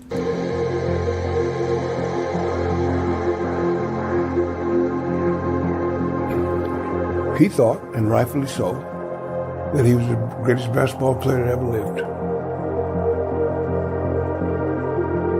Physically, he was still the most imposing physical player that ever played this league, period. There's no one that's come close to him in terms of just physical prowess. And as athletic as any man who ever walked the earth. You try guarding that on a basketball court sometime. This was more than just some big guy who dunked the basketball and ran up and down the court. This was a true athlete. And his physical prowess was unbelievable. He's going to the basket. Deep, there's Wilt to block the shot. Boy, Wilt blocked that nicely. Wilt playing another tremendous game. Wrap around pass. The Globetrotters are here and jumping in. Great play for the big man. Man, I don't know what else to tell y'all. See, and this is why the Friday Night Exposure exists. All right? Because I like to break the game down like this. I have a passion for history. I have a passion for the game of basketball. So every Friday night, right here on the GOAT James Kingdom platform, also on FYF Sports Debate. Shout out to Lamont. Appreciate you, brother, for giving us the opportunity to multi-stream on your channel as well. We go live every Friday night, 9 p.m. Eastern, where I expose people who don't talk the game of basketball correctly. And as y'all can see, there's a lot of people who can't talk the game correctly without having to knock players down for the sake of the player that they like the most, or for the logic that they perceive as to be the logic that needs to be for everybody. At the end of the day, greatness is greatness. I appreciate greatness. And because of that, I have Wilt Chamberlain as number 2 on my list. Because with all of his stats, accolades, and achievement, there is no way Wilt Chamberlain is not the second greatest basketball player of all time. He was the original GOAT till LeBron James stepped up on the scene. Then from there, if you want to throw in MJ and then Kareem, Russell, Magic, all these other guys that you guys like to put in the top 5, we all know that those are the common names that get called for the top 5. You could throw them in there. But Wilt Chamberlain has to be in your top 5 greatest players of all time, hands down, especially if you're a Zesty Jeffrey. Everything about Michael Jordan that you love, Wilt Chamberlain was that. The only difference was Wilt Chamberlain Michael Jordan didn't have to deal with the Boston Celtics of the 60s. If Wilt Chamberlain was in the 90s, he would dominate the 90s. The man understood the game of basketball. You don't believe me? Let's let him tell you. The 25-year-old Wilt Chamberlain, transplanted into today's NBA, what do you do? Well, you can take Russell with you. It's simple for me. It may be a little different for Russ, but simple for me. I think it'd be as easy for Russ. You see, with the new rules, which are all slant to help the offense. Now, when I get the ball, instead of having 2 and 3 people and Russ all at me at the same time, I'm by myself with one guy. I would love it. 50 points, maybe 60 points, maybe 70 points a game. Because I have nobody. Wait a minute. Well, you asked me a question, right? 70 a game? Well, the last 10 games, I was talking to Russ about the last 10 games of my 61-62 season, right before I scored 100 points, I averaged about 71 points a game. Yeah, you were on a rampage. Yeah, but I'm saying to you, but it's easier now.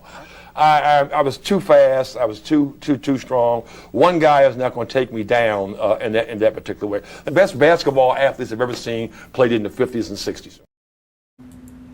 So Wilt Chamberlain did not have no problem letting y'all know how great of a player he was.